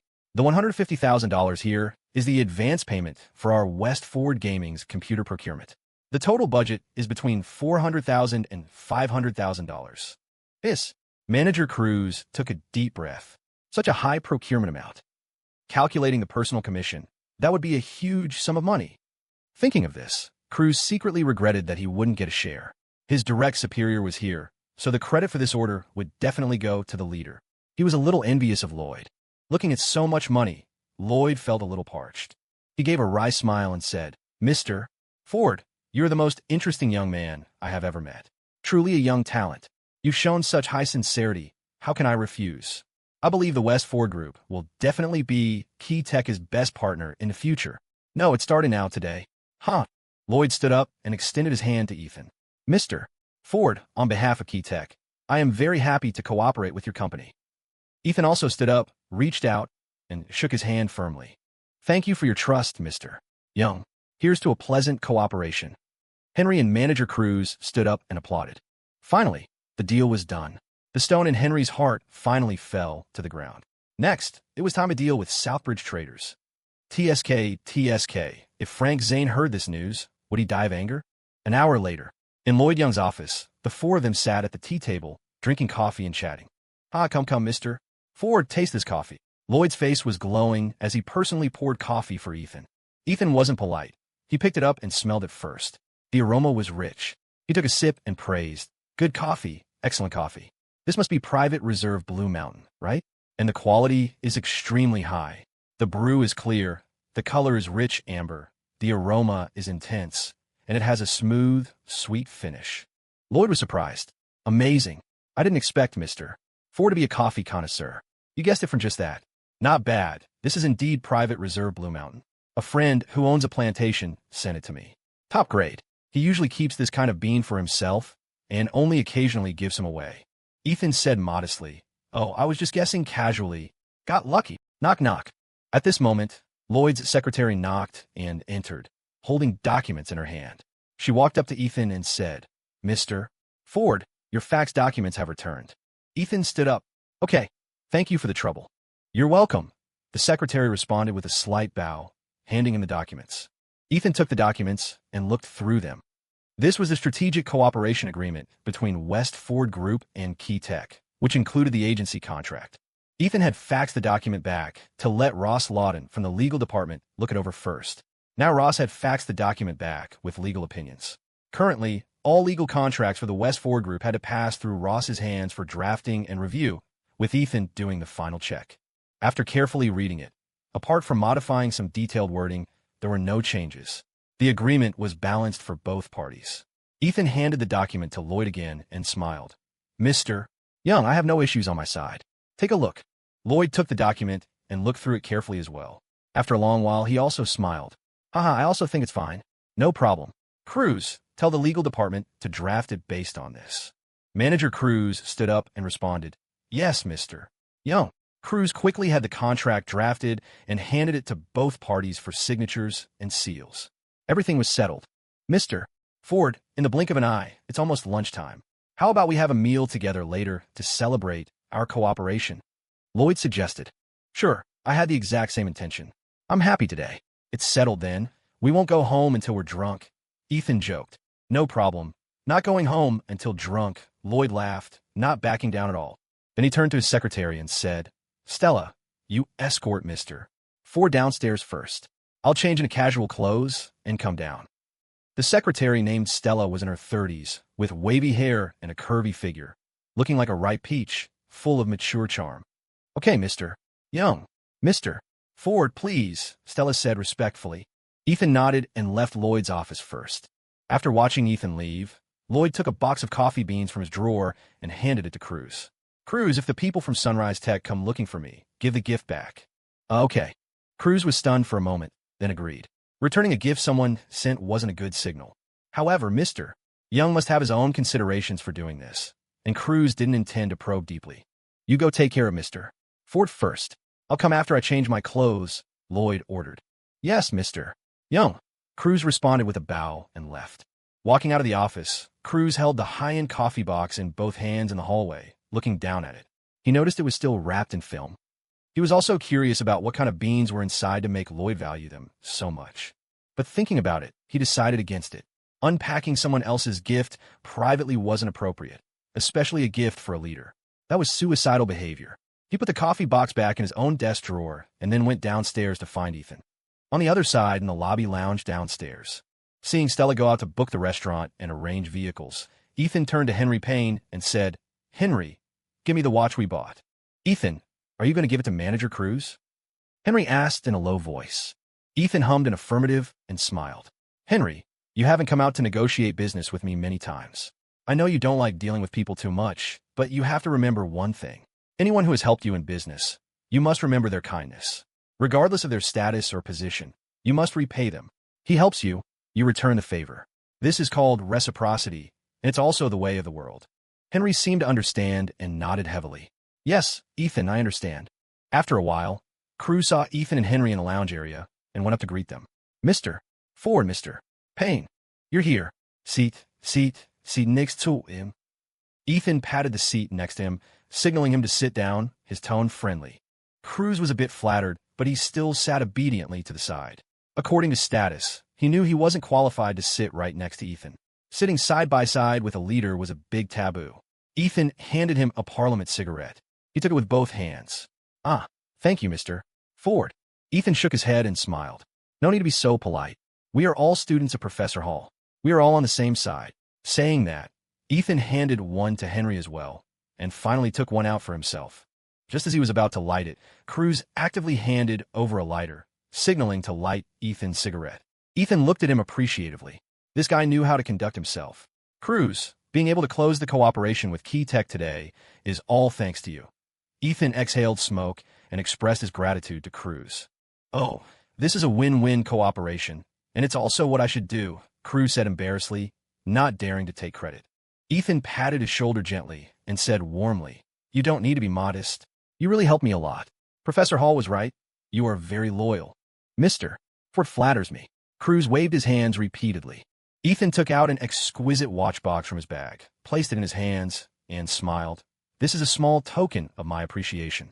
Please accept it." When Cruz saw the Cartier logo printed on the watch box, his heart jumped.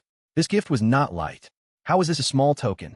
This watch started at least at $2,000. He asked in astonishment, how can I accept this? "Mr. Ford, Ethan smiled and interrupted him. "If you don't accept it, how can I explain it to Professor Hall when I go back? If he finds out, won't he scold me?"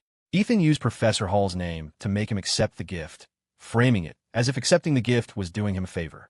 Hearing this, a look of relief appeared on Cruz's face, and he said gratefully, "All right, thank you very much, Mr. Ford." "Haha, why be polite? We're on the same team," Ethan said with a beaming smile. Cruz put the gift into his bag, and his conversation with Ethan became much closer. The three smoked and chatted. After a good while, Lloyd appeared, having changed into loose casual clothes. "Oh my, I'm really sorry to keep you waiting. Stella has already booked a private room at the restaurant. Let's head out," Lloyd called out. "All right." Ethan extinguished his cigarette and stood up smiling. The group went out. Stella had already arranged for cars to wait at the door. Lloyd and Ethan sat in one car with Stella accompanying in the passenger seat, while Cruz and Henry sat in the car behind. Not long after the car drove off, Lloyd's phone suddenly rang. He took out his phone, glanced at it, and then answered the call. Hello, Mr. Zane." Ethan was sitting right next to him and couldn't help but reveal a smile. The faint voice coming from the phone was exactly Frank Zane's voice. "Mr. Zane, I'm a bit busy right now. Later, I'll call you back later." Lloyd made an excuse to hang up. With Ethan in the car, it wasn't the place to talk. At this moment, Ethan suddenly spoke up with a smile. "Mr. Young, is that Mr. Zane from Southbridge Traders? Let me say a few words to him. He and I are old friends." "Hmm? You know each other?" Lloyd covered the phone and asked in surprise. "Of course I know him. We're very close." Ethan laughed. Lloyd was startled, so he said to Frank Zane on the other end, "Mr. Zane, Mr. Ford from West Ford Group wants to talk to you." Ethan then took the phone and said in a teasing tone, "Hello there, brother Frank. It's Ethan Ford." At this moment, on the other end of the line, Frank Zane's face instantly turned black when he heard Ethan's voice. "Ethan Ford." Frank Zane's face was gloomy. He hadn't expected Ethan to be with Lloyd Young right now. He could guess with his toes that Ethan had already stepped ahead of him and successfully contacted Lloyd, or even He suspected that Ethan had already reached a cooperation agreement with Key Tech. Thinking of this, a burst of anger rose in his heart, and he was filled with pent-up frustration. Damn it, beaten to the punch by Ethan. Ethan, why are you there too? Frank suppressed his inner anger and said through gritted teeth. From the other end of the phone came Ethan's mocking laughter. Nothing much. Just discussing some matters with Mr. Young. Don't worry, we're having a great chat. By the way, Brother Frank, let me tell you some good news. Westford and Key Tech have reached a cooperation agreement. How about it? You're happy for me too, right? Hearing this, Frank was so angry he almost spat out a mouthful of blood. Fuck, this kid Ethan was rubbing salt in the wound. Damn it, he really let him snatch the city agency rights for Key Tech first. This was going to be tricky. Frank's face changed colors repeatedly, finally turning a deep purple. He wished he could smash the phone and never hear Ethan's voice again. Is that so, Brother Ethan? Then congratulations to you. However, let me give you a piece of advice. Don't celebrate too early. Celebrating too early often leads to sorrow, Frank said, grinding his teeth in hatred. Ethan smiled slightly. Rest assured, brother, I am indeed very happy right now. I'm going to have dinner with Mr. Young in a bit. You don't need to worry about me. Hearing that Ethan was going to have dinner with Lloyd, Frank was so angry he hung up the phone directly. Fuck. Frank raised his hand, about to smash the phone on the ground, but his hand stopped in mid-air and didn't throw it down. He took a deep breath and calmed down. After being in business for so many years, he almost let Ethan break his mental state. Fortunately, he calmed down at the last moment. If it were an ordinary person, they would have been driven mad with anger long ago. He lowered his hand, squeezed the phone tightly, and gritted his teeth. Ethan Ford, we aren't finished yet. Since you refused to cooperate, don't blame me. On the other side, inside the car, Ethan returned the phone to Lloyd with a beaming smile. My brother Frank is probably busy with something. He hung up suddenly. Ethan said lightly. Lloyd looked at Ethan strangely, muttering in his heart, are he and Mr. Zane really on good terms? Is that so? It's fine, I guess. Mr. Zane didn't have anything important to discuss with me anyway. Lloyd said this for Ethan to hear. The meaning was that since both parties had finalized the cooperation, whatever the third party did now was useless, so Ethan could be at ease. Ethan naturally understood the meaning and laughed. Ha ha, you were right, Mr. Young. The two looked at each other and smiled, understanding each other tacitly. Before long, the two cars arrived at the Cloudview Hotel. Stella personally opened the car door for Ethan, taking good care of him. The group entered the reserved private room in the hotel together. Gourmet food and fine wine were served one after another.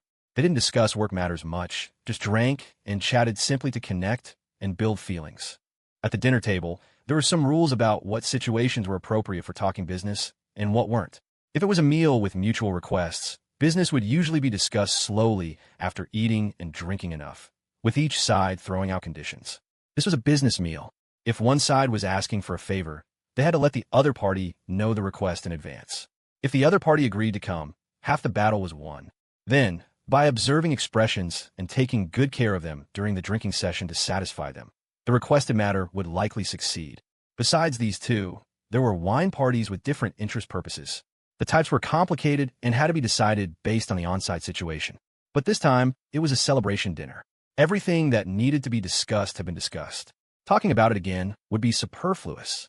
The focus should be on drawing the relationship closer, laying a relationship foundation for smooth cooperation and work development in the future.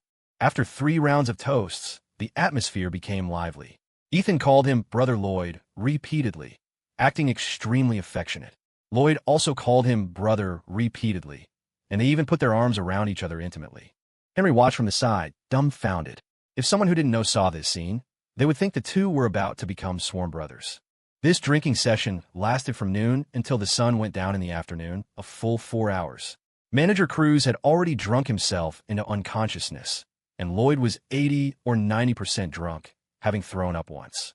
If he drank any more, he would be lying down alongside Cruz. Smoking a cigarette, with bleary eyes, Ethan nudged Lloyd with his hand. Brother Lloyd, drinking with you today was very enjoyable. I'm very happy. In the future, when I treat you, you have to come. Lloyd was already incoherent and nodded repeatedly. No problem. I will definitely go. We are brothers, on the same team. No need to say more. At this moment, Stella stepped forward. Mr. Ford, the cars have been arranged. Ethan waved his big hand and shouted, Secretary Stella, you don't need to worry about us. You send Mr. Young back first. Henry and I can walk by ourselves. Don't worry. Stella hesitated for a moment, but looking at the gray-haired Lloyd who seemed unable to hold on much longer, she had to say, "All right then. I'm really sorry, Mr. Ford, for the poor hospitality. I'll send Mr. Young and Manager Cruz back first." The hotel waiters and Stella helped the two out together. Only Ethan and Henry were left in the private room. Henry had also drunk a lot, and his face was flushed, but he seemed to still have some clarity and wasn't completely drunk. Ethan smoked a cigarette and handed one to him, smiling. "How about it? Not drunk, right? Have a cigarette to sober up." As he spoke, Ethan's eyes gradually regained clarity, showing no signs of being drunk. Henry took the cigarette, lit it himself, and revealed a bitter smile. "I finally understand Tank a little bit. He's the one for drinking. I'm not cut out for it." He had a very clear understanding of his own abilities. He could work, but negotiating, drinking, and socializing were things he was far from good at. Or rather, by nature, his personality wasn't quite suitable for dealing with people, especially those businessmen who were as shrewd as old foxes. Ethan flicked the ash and encouraged, "It's okay. Take it slow. Some things can't be learned in a day. Besides, I think the path and method to success aren't limited to just this one. Henry, you are honest and motivated. You can carve out a world for yourself, just the same. Having secured the cooperation with Keytech, Westford Gaming will depend on you from now on. Next week, when the accessories arrive one after another, the Westford Net Cafe can officially start business. It's time for you to show your skills." Henry felt greatly encouraged hearing this. Getting Ethan's approval made his heart surge. "Ethan, I will work hard. I definitely won't let you down." Ethan patted his shoulder. "Good, I believe in you." Just as they were speaking, Ethan's phone suddenly rang. Taking out the phone, he saw it was a call from Grace Miller, and he answered it immediately. As soon as it connected, Grace's lion-like roar came from the other end. "Hey, Smelly Ford, where the hell are you?" Ethan moved the phone a bit further away and laughed. "Did Gracie miss me? I had something to do today, just having dinner with a few friends. You've definitely been drinking, right?" Grace guessed correctly immediately. "Burp, just drank a little bit." Ethan let out a burp, looking at the bottles all over the table with a guilty conscience. Grace said with a hint of complaint, "If I knew you drank too much just by hearing your voice. You're definitely drunk." But then, her tone softened, and she asked with concern, "Where are you? Be careful on your way back. Pay attention to safety." "Forget it. I'll take a cab to pick you up."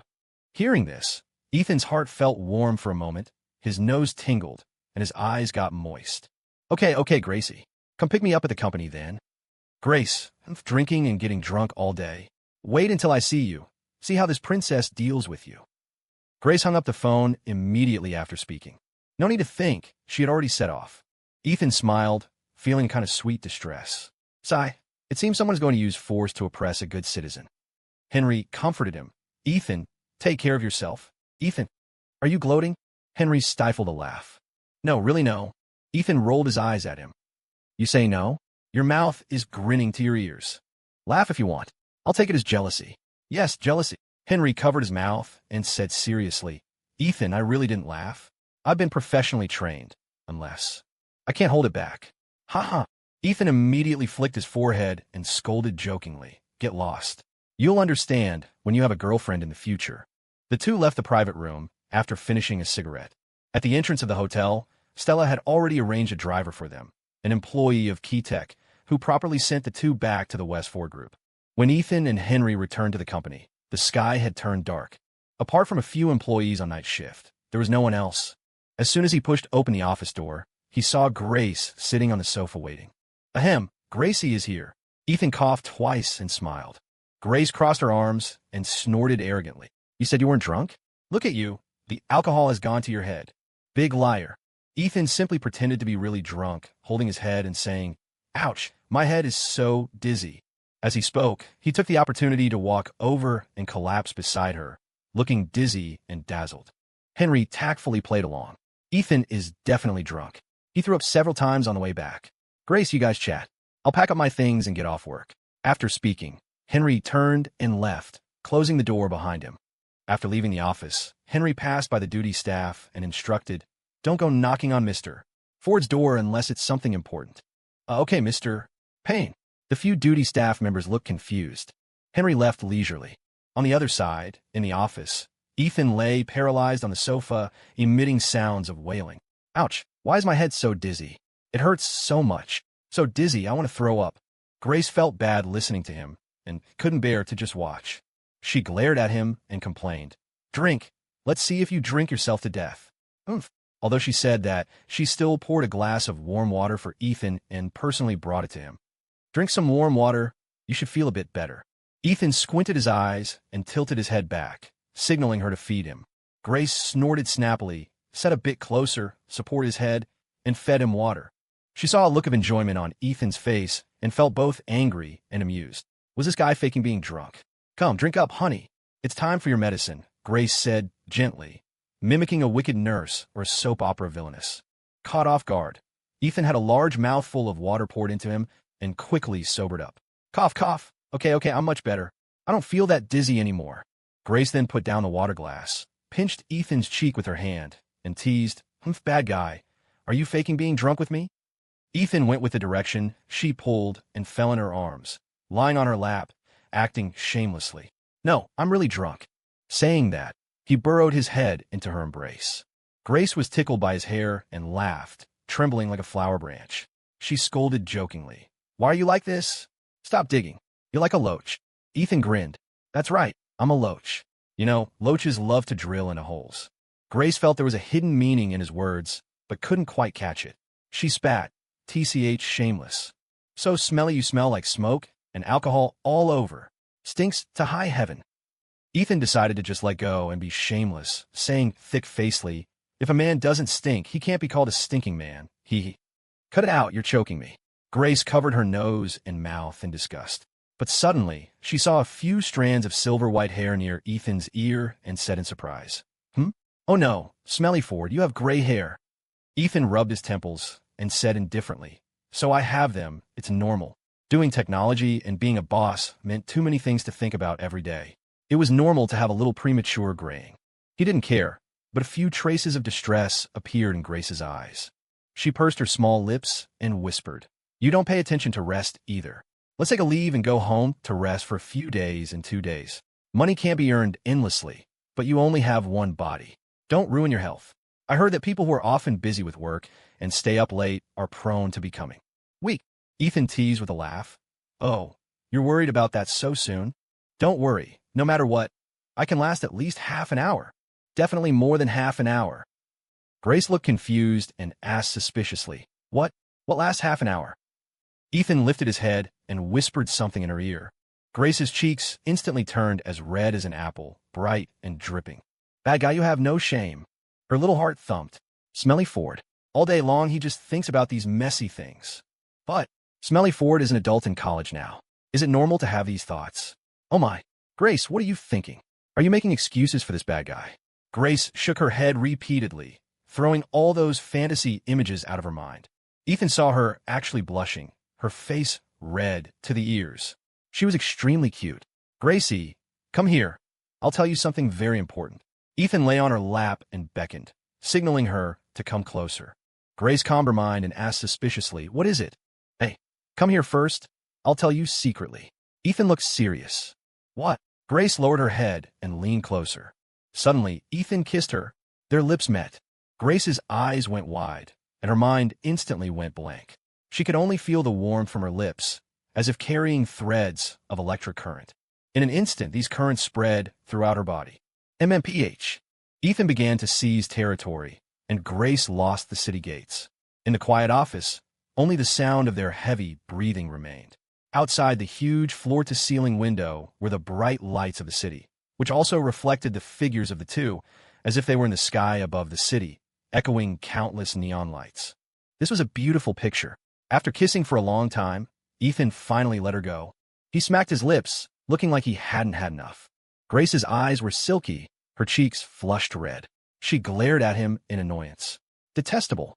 You don't fight fair. You actually dare to sneak attack this princess. Ethan gave a wicked smile of success and said, So open and above board. How does that count as a sneak attack? Take this. Grace raised her small pink fist and pretended to punch his chest. Ethan hurried to block with his hands. But the next second, Grace leaned down and actively kissed him on the lips.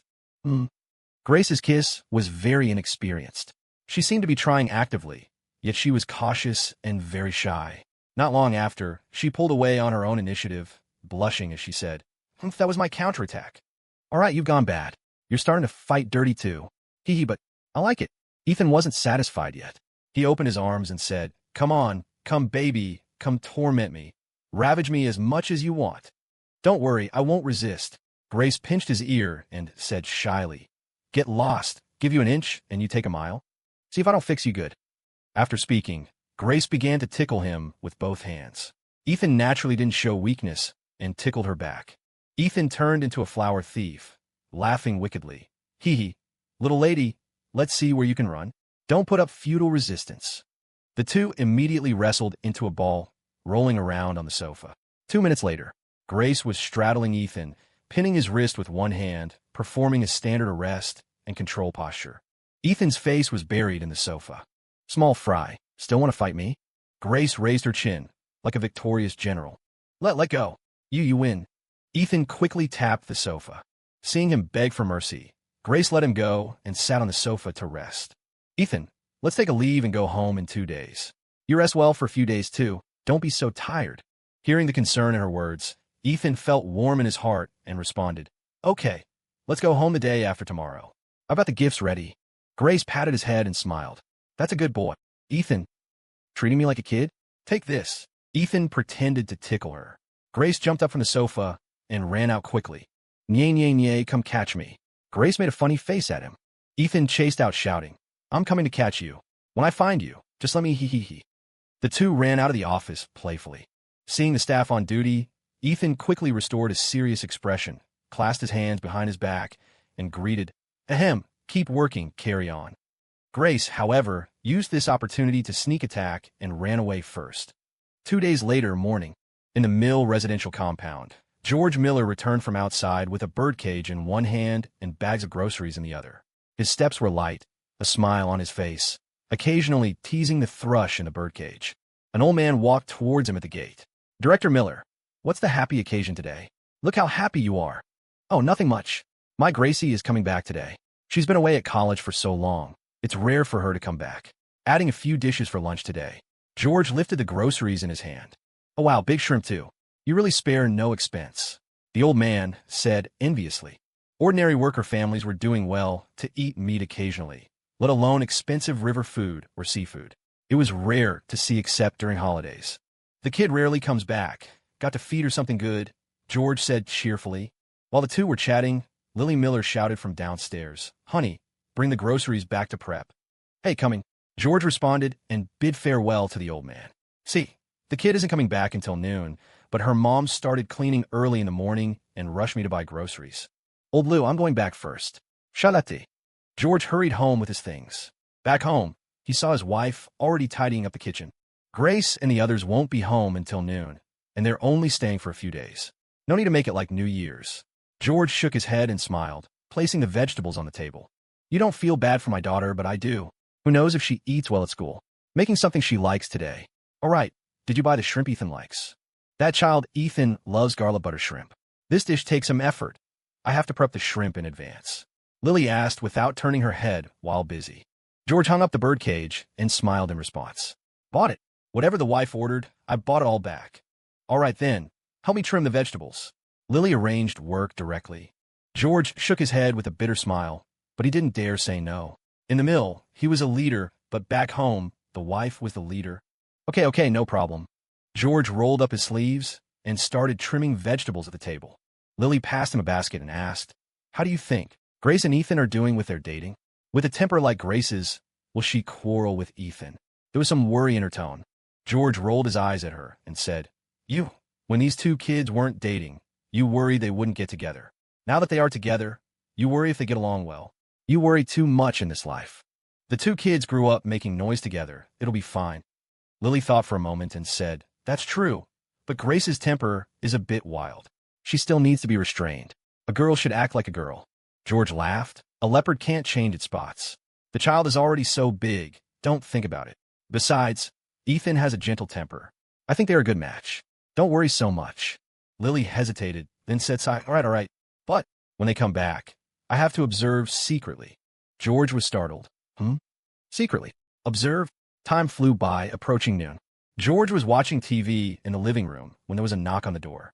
"Mom, Dad, we're back," Grace's voice sounded from outside. George quickly put down the remote control and went to open the door. As soon as he opened the door, he saw Grace and Ethan standing at the door, carrying bags large and small. "Grace, Ethan, you're back. Quick, come in." George beamed with joy seeing the two. "Dad, Ethan and I bought you gifts." Grace entered the house, showing the gift bags in her hand. George shook his head and smiled. "It's good enough that you're back. Why buy so many things? Such a waste of money." "Uncle George, it's appropriate. Just a few gifts, nothing too expensive." Ethan smiled. Grace stuck out her pink tongue and said playfully, "Dad, Ethan picked and bought all of these personally." George looked at the various bags on the table suspiciously.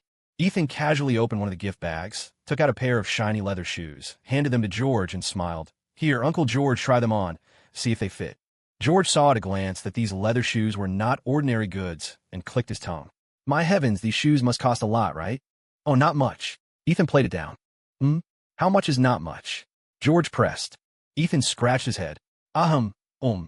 Just around $600 like that." "George, what? 600? George Miller was a bit stunned. A single pair of leather shoes cost that much. What he was wearing on his feet wasn't shoes. It was a regular family's expenses for several months. Ethan, this gift is too expensive." George wanted to put the shoes back. Ethan stopped him and smiled. "Uncle George, just accept it with peace of mind. Bought is bought. How can we return it?" George hesitated for a moment, then had to agree. "All right, then I thank you." This was the most expensive gift he had ever received. But then Ethan successively took out other gifts. High-end cigarettes, liquor, suits, a watch, and cosmetics and jewelry for Lily Miller. George was dazzled and dumbfounded. George was completely dumbfounded. It took him a long while to recover, and he asked in astonishment, "My heavens, Ethan, did you win the Powerball? Where did you get so much money?" Ethan replied casually, "Oh, the company business has been okay recently, made a little bit. Uncle George, I'll help you move this to the side first." George watched Ethan diligently packing things, looking dazed. "Made a little bit? I think it's more than a little bit. These gifts were worth at least $7,000 or $8,000. Such generosity, one couldn't pull it off without having hundreds of thousands or even millions." How old was Ethan now to be able to earn so much money? Truly unbelievable. After a while, Lily came out of the kitchen wearing an apron and greeted, "Ethan, Grace, you're back. Sit down for a bit. I'm cooking. It's all your favorites. By the way, Ethan, your parents called and said they'd be back by noon. They took the day off today, too." Ethan looked up and smiled in response. "Hey, Aunt Lily, I know, I call my dad." After packing up the gifts, Grace pulled Ethan to sit on the sofa in the living room and whispered in his ear, "Smelly Ford, will Uncle and Auntie really like the gifts I bought?" Coming back this time, Grace used her own pocket money to prepare gifts for Ethan's parents, too, but she was always worried the gifts wouldn't be to their liking. Ethan rolled his eyes and said seriously, "Yes, they might not like them." "Huh, then what to do?" Grace's eyes widened. She had prepared 2 handcrafted items. In other words, 2 small ornaments she made herself. "I have a suggestion for you. You can change the gift. They will definitely like it." Ethan smiled. "What gift? Say it, say it." Grace grabbed his arm and chased for an answer. "Upgrade them to grandparents," Ethan said with a straight face. Grace's cheeks blushed. She glared at him. "Annoying. I see your skin is itching again." Saying that, she punched him in the chest. This scene happened to be seen by George. He immediately kept a straight face and said, "What are you doing? A girl acting like that, no propriety." Relying on his father-in-law's prestige, Ethan grinned and said, Yes, no propriety." Then he smugly made a funny face at Grace secretly. This made Grace explode with anger. "Fine, you get smug because my dad is here, tail wagging up to the sky. If you'll get yours tonight." After speaking, Grace secretly reached out and pinched his waist. "Ow!" Ethan cried out in pain, almost jumping up. "What's wrong, Ethan?" George asked suspiciously. "Ahem, nothing. I was just imitating Bruce Lee." Ethan bared his teeth, enduring the pain. George put down the teacup in his hand and asked kindly and amiably, "Ethan, are you used to school recently? How are your studies?" Ethan took out a Parliament cigarette and handed one to George, responding, "Pretty used to it. Grace and I signed up for the drama club and joined the student council. The classmates are very enthusiastic. I can keep up with studies, won't fail." George smiled with relief. "Ah, that's good. You two going to college together, you can take care of each other and also supervise each other's studies." "I'm much more relieved." He lit the cigarette and continued to ask, "By the way, Ethan, is your computer repair shop business that good?" Currently, the rest of the family's understanding of Ethan's business situation was still stuck on opening a computer repair shop. Also, because Ethan rarely talked about work. Mainly, he didn't want the elders to worry. Sometimes concern leads to chaos, so Ethan tried to avoid talking business with him. Ethan thought for a moment. It's okay. I open a branch. Business is a bit better than before. George was startled and asked in surprise, "What? Open a branch so soon?" "Not bad, Ethan, but I still have to remind you. In business, take it slow. Emphasize let things come naturally. You can't rush. If you take too big a step, it's easy to tear something." Then George gave Ethan a business guidance class, from store management to service quality, and even talked about life philosophy. Ethan could only keep a smiling face the whole time, occasionally nodding to show agreement, but he actually felt helpless inside. People of George's generation had stayed in the workplace for too long, especially in state-owned enterprises or mills. Their concept of doing business was different from young people. They sought stability and slowness. But in modern business theory, speed is actually the magic weapon for winning. Product iteration must be fast, logistics fast, sales fast, etc. Every link must be fast. After determining the business model, one must immediately stake out territory, rapidly increase market share, and directly crush potential competitors in the cradle. For example, future e-commerce, bike sharing, games, and other new industries. Being slow would mean being overtaken by other competitors on the curve. So, doing business still relies on connections. I know some leaders in the district. When your business gets a bit bigger, I'll introduce you. Maybe it will help you. George talked with fervor.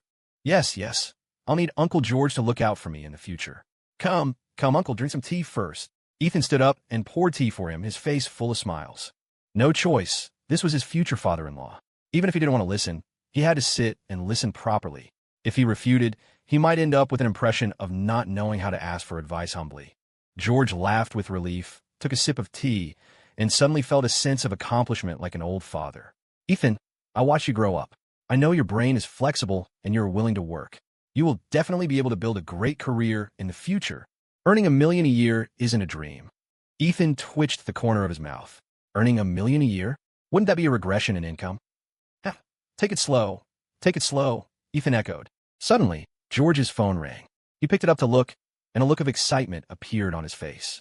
Hey, it's your Uncle Lawrence's call, George said happily and answered immediately. Hello, Director Brooks. I'm at home. Everyone is here. Everyone is here. Frank is getting ready to come back too. By the way, perfect timing. Ethan and Grace are both home, cooking right now. What? You're coming over? That's great. Welcome, extremely welcome. Ethan listened from the side, stunned. Uncle Lawrence is coming over now. Although Ethan and Luke Brooks were currently rivals in love, his relationship with Luke's father, Lawrence Brooks, was very good. Back when Lawrence was still the factory director at the steel mill, he took good care of George and Frank Ford. Later, before Lawrence stepped down to go into business, he promoted George and pulled Frank Ford up along the way. So speaking of it, Lawrence actually had kindness towards the Ford family. The three families lived in the same compound and would visit each other during holidays, chatting about daily life. Lawrence would always bring out snacks for the children. Ethan had even received a gift from Lawrence for his birthday when he was little, a set of calligraphy copybooks and a fountain pen. In Ethan's heart, he still respected this serious but amiable elder. Grace, however, slapped her forehead and sighed to the sky. What? Uncle Lawrence is coming? Is that guy Luke Brooks coming too? OMG, that guy's so annoying. George hung up the phone and said happily, Yes, Luke and the director are coming together. They've already set off. They're on the way. Dad, I want to transfer schools. In the car, Luke Brooks spoke cautiously to his father, Lawrence Brooks. Lawrence was unsmiling. He just glanced at him and didn't speak. But this single glance made Luke's heart race with fear. Since childhood, the person he feared most was his father. When he was young, the discipline was strict, and he ate plenty of bamboo stew with pork, whippings. After growing up, Lawrence was busy with work and had no time to attend to him, so he actually relaxed a lot. The reason he proposed changing schools was because he was already famous at Illinois Tech. Last time he tried to fix Ethan, he ended up falling into the trap himself, losing immense face in front of many students. His post on the school forum had blown up. He had no face to continue studying at the school. It was social suicide. Dad, Luke was just about to continue when he was interrupted by Lawrence raising his hand. What reason is there to transfer? Lawrence stared at him, his eyes behind his glasses giving off great pressure. I feel the school isn't suitable. Yeah, not quite suitable. Luke hemmed and hawed, trying to gloss it over. Lawrence glared at him and said, "Don't mess around. Illinois Tech is the best university in the city, in the state. If you don't go to this school, where are you planning to go? Let me tell you, now that you're back, settle down and study hard. Don't be lackadaisical like you were abroad." The father and son's conversation didn't exceed 3 sentences before greeting Luke were lectures and scolding. Usually, the father and son spoke little because Luke didn't want to talk to his father, as every conversation started with a lecture and ended with a silence. Luke gave a bitter smile, daring not to speak the real reason, so he could only respond with silence and dared not continue to fight for it. Lawrence looked out the window at the street. The street scene outside was both familiar and strange. Not having seen it for 5 or 6 years, the streets had changed a lot, with many new buildings added. The window reflected his graying hair. Only a few years had passed, but he seemed to have aged 10 years or more. He couldn't help but sigh secretly in his heart. Truly, things had changed and people had changed. "Look, I heard that the Ford family's son, Ethan, was the state valedictorian this year. He goes to the same school as you. Have you met?" Lawrence suddenly turned his head and asked. At the mention of Ethan, Luke felt anger rising from nowhere. He curled his lip and said, "Met him." Lawrence kept a straight face and said, "You met him and didn't invite him to sit at home? Ethan is so successful now, state valedictorian. Valedictorian. With so many examinees every year, to be number 1 is not ordinarily amazing. You learn more from Ethan." Luke replied impatiently, perfunctorily, Yes, Dad, I know. Study hard, make progress every day. Look at your attitude now. You always treat my words like wind past your ears. If you really have ability, never mind being the state valedictorian, show me you can test into the top 10,000. Lawrence scolded. Luke pulled a long face, not daring to make a sound. If he continued to talk back, they would probably start arguing again. Before long, the car drove into the mill residential compound. The male secretary driving in front reminded, "Boss, we've arrived at the mill compound. Which building are we going to?" "Go to building 7, Lawrence replied. "Yes," Secretary Tim responded. The car then stopped steadily downstairs. Lawrence got out of the car and said to the secretary, "Tim, help carry the things up. Bring all the gifts." "Yes, boss." Secretary Tim nodded repeatedly. Lawrence then saw Luke still sitting in the car, glared at him, and shouted, "What are you doing staring in the car? Come down and help move the gifts." Okay, Luke said weakly. The father and son and Secretary Tim went upstairs with the gifts and walked straight to the Miller family's door, knocking. After a while, the door opened. The person opening the door was none other than Ethan. "Haha, Uncle Lawrence, hello. Long time no see. Missed you very much." Ethan greeted very happily and quickly welcomed them in. "Ah, yes. Ethan, haven't seen you for a few years. You've grown so much taller. You're getting more and more handsome." Lawrence laughed kindly and heaped praise on Ethan. Luke behind him rolled his eyes, repeatedly listening to this, feeling even a bit jealous in his heart. At this moment, the others in the house, George, Frank Ford, and the other elders came out to welcome and greet them. "Director Brooks, hello." George went over happily to give a hug. "George, Frank, good to see you, good to see you." Lawrence laughed. "Whatever happens today, you're not going home until you're drunk. If you get drunk, I have plenty of rooms here." George said seriously. Okay, I'm happy today. I'll definitely keep you company to the end." "Huh," Lawrence said heartily. Old friends hadn't seen each other for a long time and had endless things to say. George pulled Lawrence's hand and went to the living room to chat warmly. The scene filled with bursts of laughter.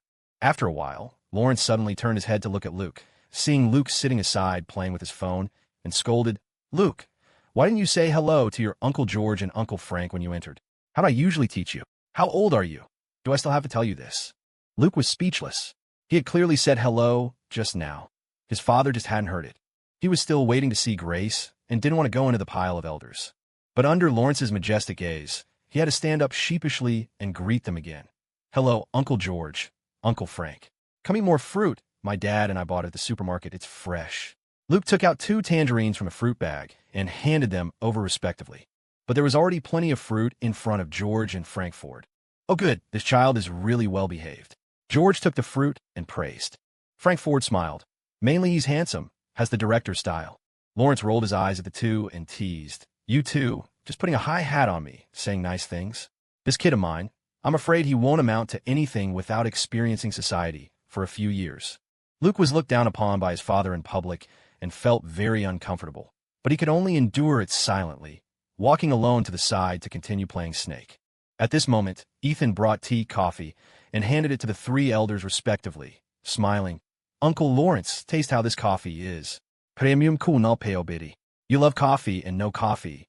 Please help evaluate it. These words were like a spring breeze, praising the person while throwing out a topic. Lawrence lifted the cup, smelled it first, then took a sip. Suddenly, a look of surprise appeared, and he let out a soft sound of wonder. This doesn't seem like ordinary Kona, right? The taste is so clean, the beans must have been perfectly roasted, top grade. At least a boutique roaster's masterpiece. Ethan, this coffee isn't cheap, right? Ethan smiled slightly, not mentioning the price, but turned to praise. Uncle Lawrence is really amazing. Tasted it right away. Correct. This is a boutique roaster's masterpiece. It seems I'll have to learn properly from Uncle Lawrence in the future. After speaking, Ethan moved a chair to sit next to them, distributing cigarettes along the way, handing out parliaments. Lawrence took in every one of Ethan's actions. His behavior and conversation were simply completely different from when he was a child. Not seeing him for these years, he didn't expect Ethan to be so familiar with dealing with people and things. It made one look at him with new eyes. Lawrence was gratified, but while gratified, he felt his own son was too far behind and couldn't help but feel some resentment that iron couldn't become steel. He turned his head to look at Luke on the side, found Luke was still playing Snake, and scolded, "Luke, what is the matter with you? All day long you just know how to play games. Really becoming more and more outrageous. Luke, Omega." "It's over. Dad is angry. Going to get lectured again." Luke pulled a long face, helplessly put away his phone, and responded, Okay, I won't play, all right? I'll go eat some fruit." He didn't want to talk to Lawrence at all. The more he spoke, the more he got scolded. He went to grab a tangerine and silently peeled it on the side. Ethan looked back at him, took a plate of peanuts, and handed it to him, smiling. "Have some peanuts. You can peel them a bit slower. If you can, peel a few more. They go well with liquor." Luke snorted, not wanting to accept his kindness. "Dream on. Peel them yourself if you want to eat. Truly treating good intentions as a donkey's liver and lungs. Then play by yourself." Ethan shook his head. Towards Luke, he actually had no malice. After all, they were friends who grew up together, and he was grateful to Lawrence in his heart. With respect, he sort of loved the tree and loved the branch. At this moment, Grace came out of the room. She had put on simple makeup, dressed up a bit, and tied a ponytail. Pure and cute. "Hello, Uncle Lawrence." Grace ran over obediently to greet him. Seeing Grace, Lawrence's eyes lit up and he praised, "Haha, it's Grace. A girl changes 18 times as she grows, getting more and more beautiful. George, your daughter has truly blossomed into a great beauty." Luke jumped up from the chair and ran to hand Grace a tangerine. "Sister Grace, have a tangerine." "Humph, don't want it. Keep it for yourself." Grace didn't care for him much, rolled her eyes at him, and sat straight next to Ethan. Grace even affectionately linked arms with Ethan, revealing a sweet smile. Seeing this, Luke felt as if a knife had been inserted into his heart. "Pain. Too much pain?" Lawrence asked in surprise. This. Grace, are you and Ethan dating?" "Yes, Uncle Lawrence, we are together." Grace admitted openly and generously. Ethan said modestly, "Oh, speaking of which, it's my good fortune. Let me be close to the water to get the moon first. I kidnapped Gracie all at once." Lawrence laughed heartily. Good. "George, Frank, now you've solved a big worry in your hearts together. Closer than close. Very good. Ethan, this child has promise and ambition. He brought honor to our mill. He tested as the state valedictorian. His future is definitely boundless. Grace will enjoy blessings following him." Frank Ford was praised until his face glowed, his heart blooming with joy. Everyone hopes their children have promise and are recognized by others. Parents are definitely happy. Where? Ethan still has a lot to learn. If you praise him like this, his tail will wag up to the sky later. I think if there's time, he still has to learn more from the director to gain some insight. Frank said from the bottom of his heart. No matter what business one does, it's easier to learn and progress if someone guides you. No problem. If Ethan is willing to come help me, I am of course happy. Lawrence waved his big hand, speaking boldly. Ethan smiled slightly, not declining immediately. "When I'm free, I will definitely go to Uncle Lawrence's to learn. Sometimes, although honesty and frankness are virtues, one must also consider the occasion. When chatting with elders, don't rush to refuse. If you're not careful, you might end up with an impression of not knowing how to humbly ask for advice." Several people chatted warmly in the living room. Lily and Mary Ford were busy with lunch in the kitchen. Only Luke was alone in the corner, lonely eating a sour tangerine. He couldn't integrate into this occasion and appeared particularly cold in the corner. So sour. Luke ate a segment of tangerine, his nose and brows wrinkling from the sourness. But when he saw Grace pick a grape and hand-feed it to Ethan, the two being all lovey-dovey, his heart felt even more sour. Fuck, so sour. Luke felt like he had eaten a giant lemon. After a while, Mary brought out dishes and called everyone to eat. At the dinner table, everyone took their seats. Lawrence nudged Luke with his elbow and glared at him, but the latter looked confused, having no idea what to do. "What's wrong, Dad? Is something the matter?" Luke asked with a face full of doubt. Lawrence sighed in disappointment. "Luke, why don't you understand anything? Bring the liquor up." Okay. Luke turned and brought up a bottle of liquor, then placed it in front of Lawrence, and then started eating food on his own. Lawrence nudged him again and gave him a look. "Dad, what for?" Luke stopped his chopsticks, asking in extreme confusion. Lawrence slapped his forehead, resenting that iron failed to become steel. "Don't just care about eating yourself. Hurry up and pour wine for your Uncle George and Uncle Frank." How could his son not even know the most basic table manners? Truly too disappointing. Bringing the liquor up and waiting for his old man to open it for him? Truly outrageous. Forget it, can't blame him. Being abroad for so long, he learned nothing. At this moment, Ethan brought over the Macallan 18 and smiled. "No need to trouble Luke, I'll do it. Uncle Lawrence, taste this Macallan 18, see if it suits your taste." Saying that, Ethan poured liquor for the elders one by one. Lawrence watched it all, feeling increasingly emotional in his heart. If his son had half of Ethan's sensibility, it would be good. He turned his head to look at the dazed Luke again and couldn't help shaking his head. Come, don't just stand there, move your chopsticks, don't be polite. Director, I'll toast you first." George raised his glass to invite. Everyone started eating lively. Grace obediently put food on the elders' plates. After serving Lawrence, according to the order, it should be Luke's turn next. Grace picked up a chicken drumstick. Luke held up his bowl with extreme anticipation and handed it over. Hee. "Thank you, Sister Grace. Wow, it's a drumstick. She is really too good to me." Hee. To eat food picked personally by Sister Grace, this trip was not in vain. "This was the first time, Sister Grace. I will eat it properly." But the next moment, Grace picked up the drumstick and bypassed him directly, putting the drumstick into Ethan's bowl.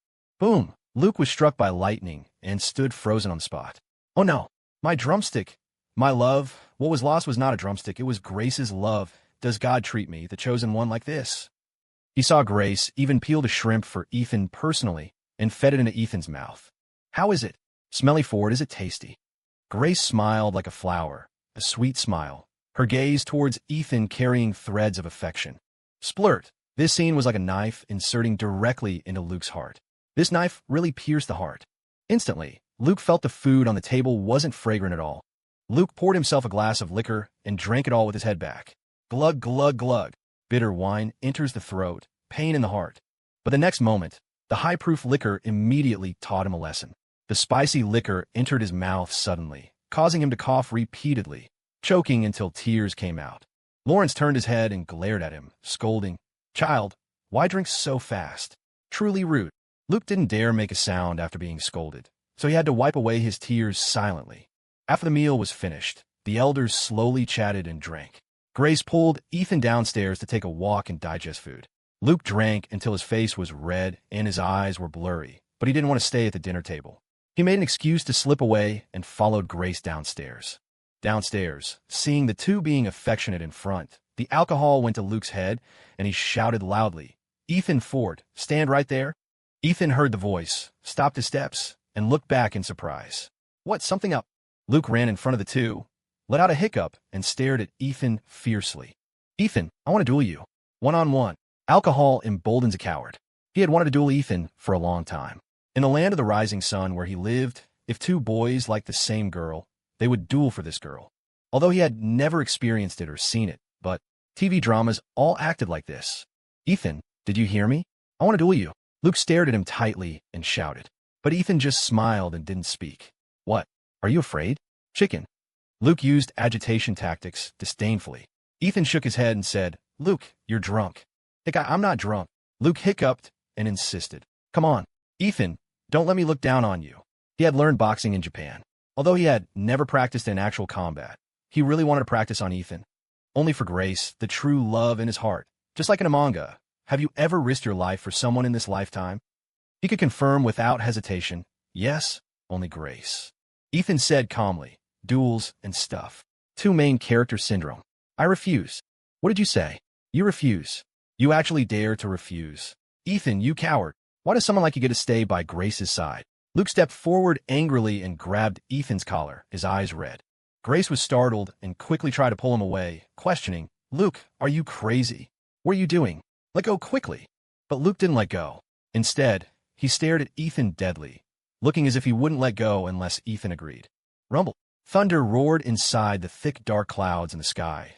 Lightning flashed across the horizon, and in an instant, heavy rain began to fall. Ethan stood in the rain, unmoved. Suddenly he shook his head and sighed. You absolutely have to have a fight? Yes, a fight. Luke nodded very surely. But as soon as his voice fell, bam, Ethan suddenly attacked first with a low kick. This. Luke's face changed color abruptly. He opened his mouth, wanting to scream, but couldn't make a sound, slowly curling up on the ground like a cooked shrimp. You shameless, unfair, actually sneaking attack on me. Luke pointed at Ethan angrily. Ethan straightened his clothes and said seriously, Luke, you didn't say no sneak attacks. You couldn't beat me when we were kids, and it's the same now. I'll fight you. Luke shouted angrily, crawled up, and grabbed Ethan's clothes. His fist was about to greet Ethan's face. All boxing techniques were thrown to the back of his mind after being enraged by Ethan. But Ethan was already prepared.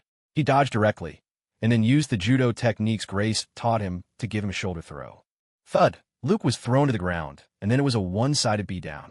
Seeing this, Grace secretly gave Ethan a thumbs up. Smelly Ford. Well done. Indeed, you didn't waste this princess's painstaking efforts. The rain poured down. The two wrestled on the ground, quickly attracting the onlookers of the neighbors. Grace pretended to mediate. Stop quickly. Don't fight anymore. On the scene, Ethan was suppressing Luke and beating him. She couldn't be bothered to help. 2 against 1. That wouldn't be honorable. Not long after, Luke was firmly locked by Ethan, unable to move until he lost his strength. Ethan then let him go and stood up from the ground. At this time, he was soaked all over and covered in mud. All right, Luke, you vented enough anger, right? Ethan chuckled lightly. He really didn't get serious in this fight.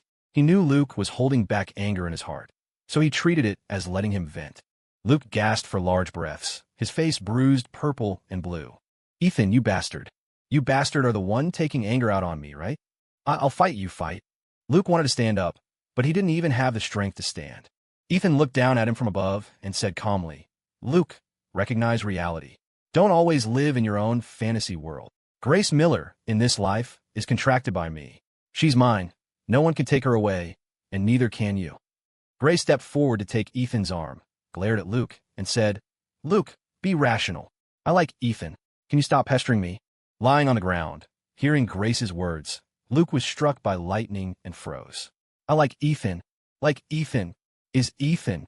This sentence echoed constantly in his mind. At this moment, his heart felt like it was being cut by a knife. So, it was all wishful thinking on his part.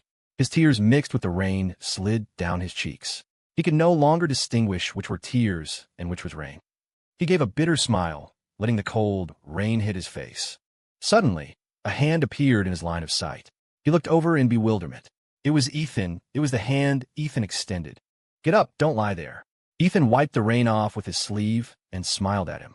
Luke gritted his teeth but still reached out his hand and was pulled up by Ethan. Ethan, I don't need you to pretend to be kind. Luke lowered his head and said in a low voice. After speaking, he kept his head down, turned, and left without looking at Ethan or Grace. In the heavy rain, Luke's solitary back appeared so lonely. Ethan smiled helplessly. This guy, his temper is really stubborn.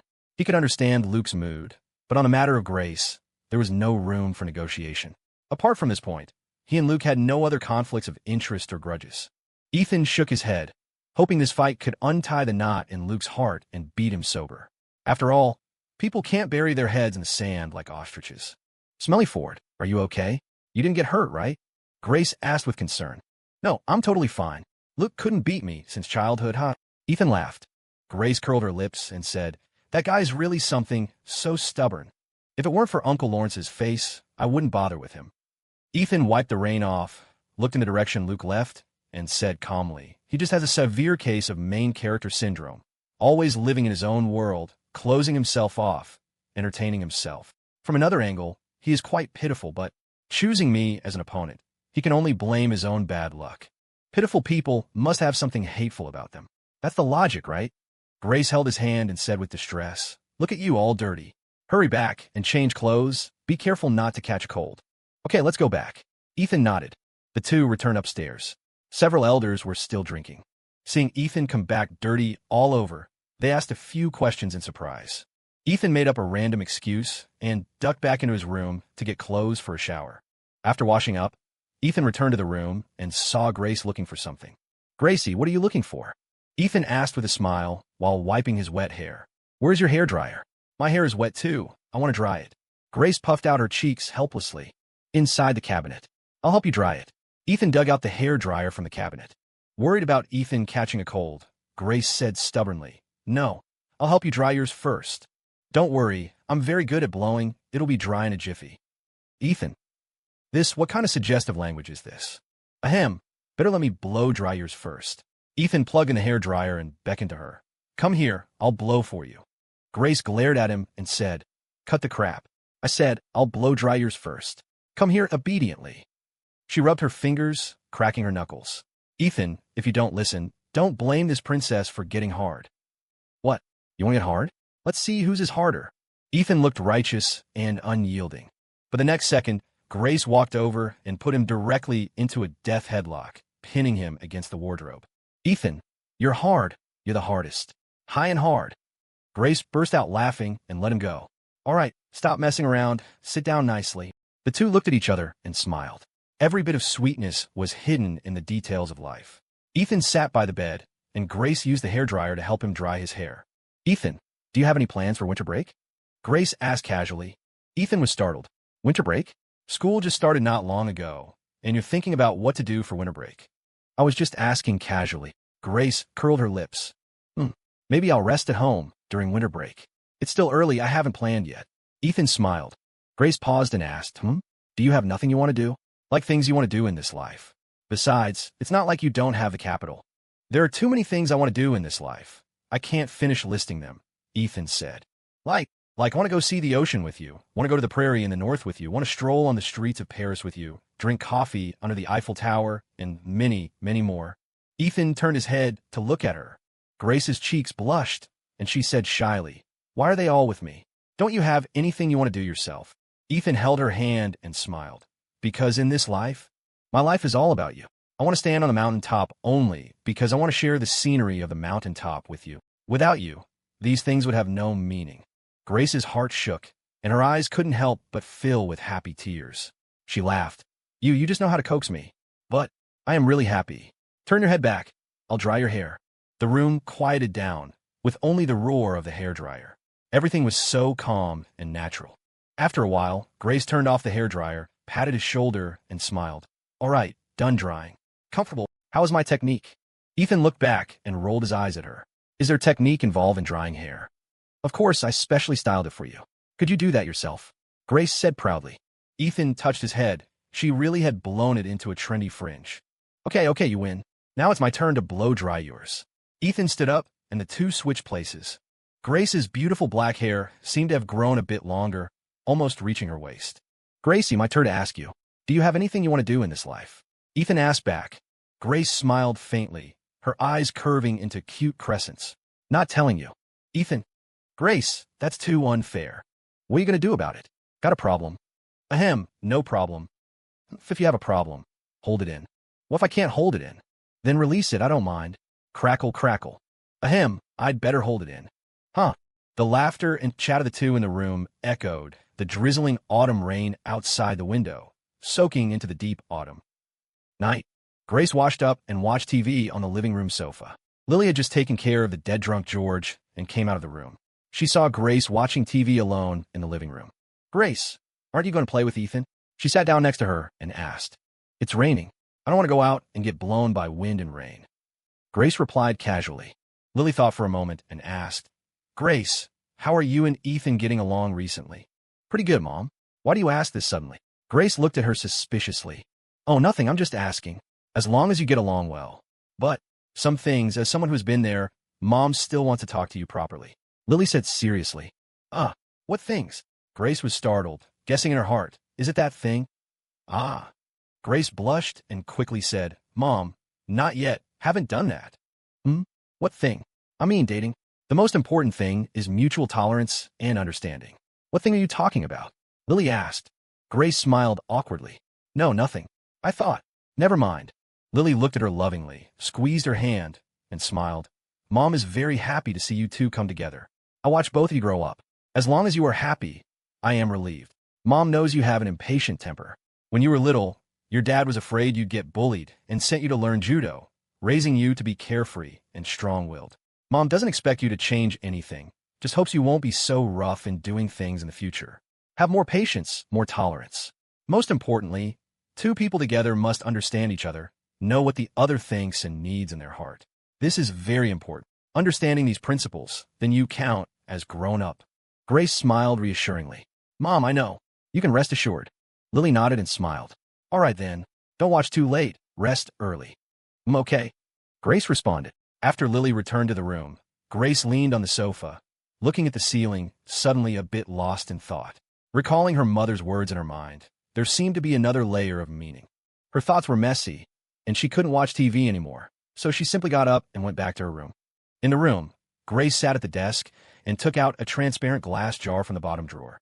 Inside the glass jar were stars folded from paper of various colors. She opened the glass jar, casually took out a star from inside, and unfolded it. There was a sentence written on it. I want to go to the north to see snow.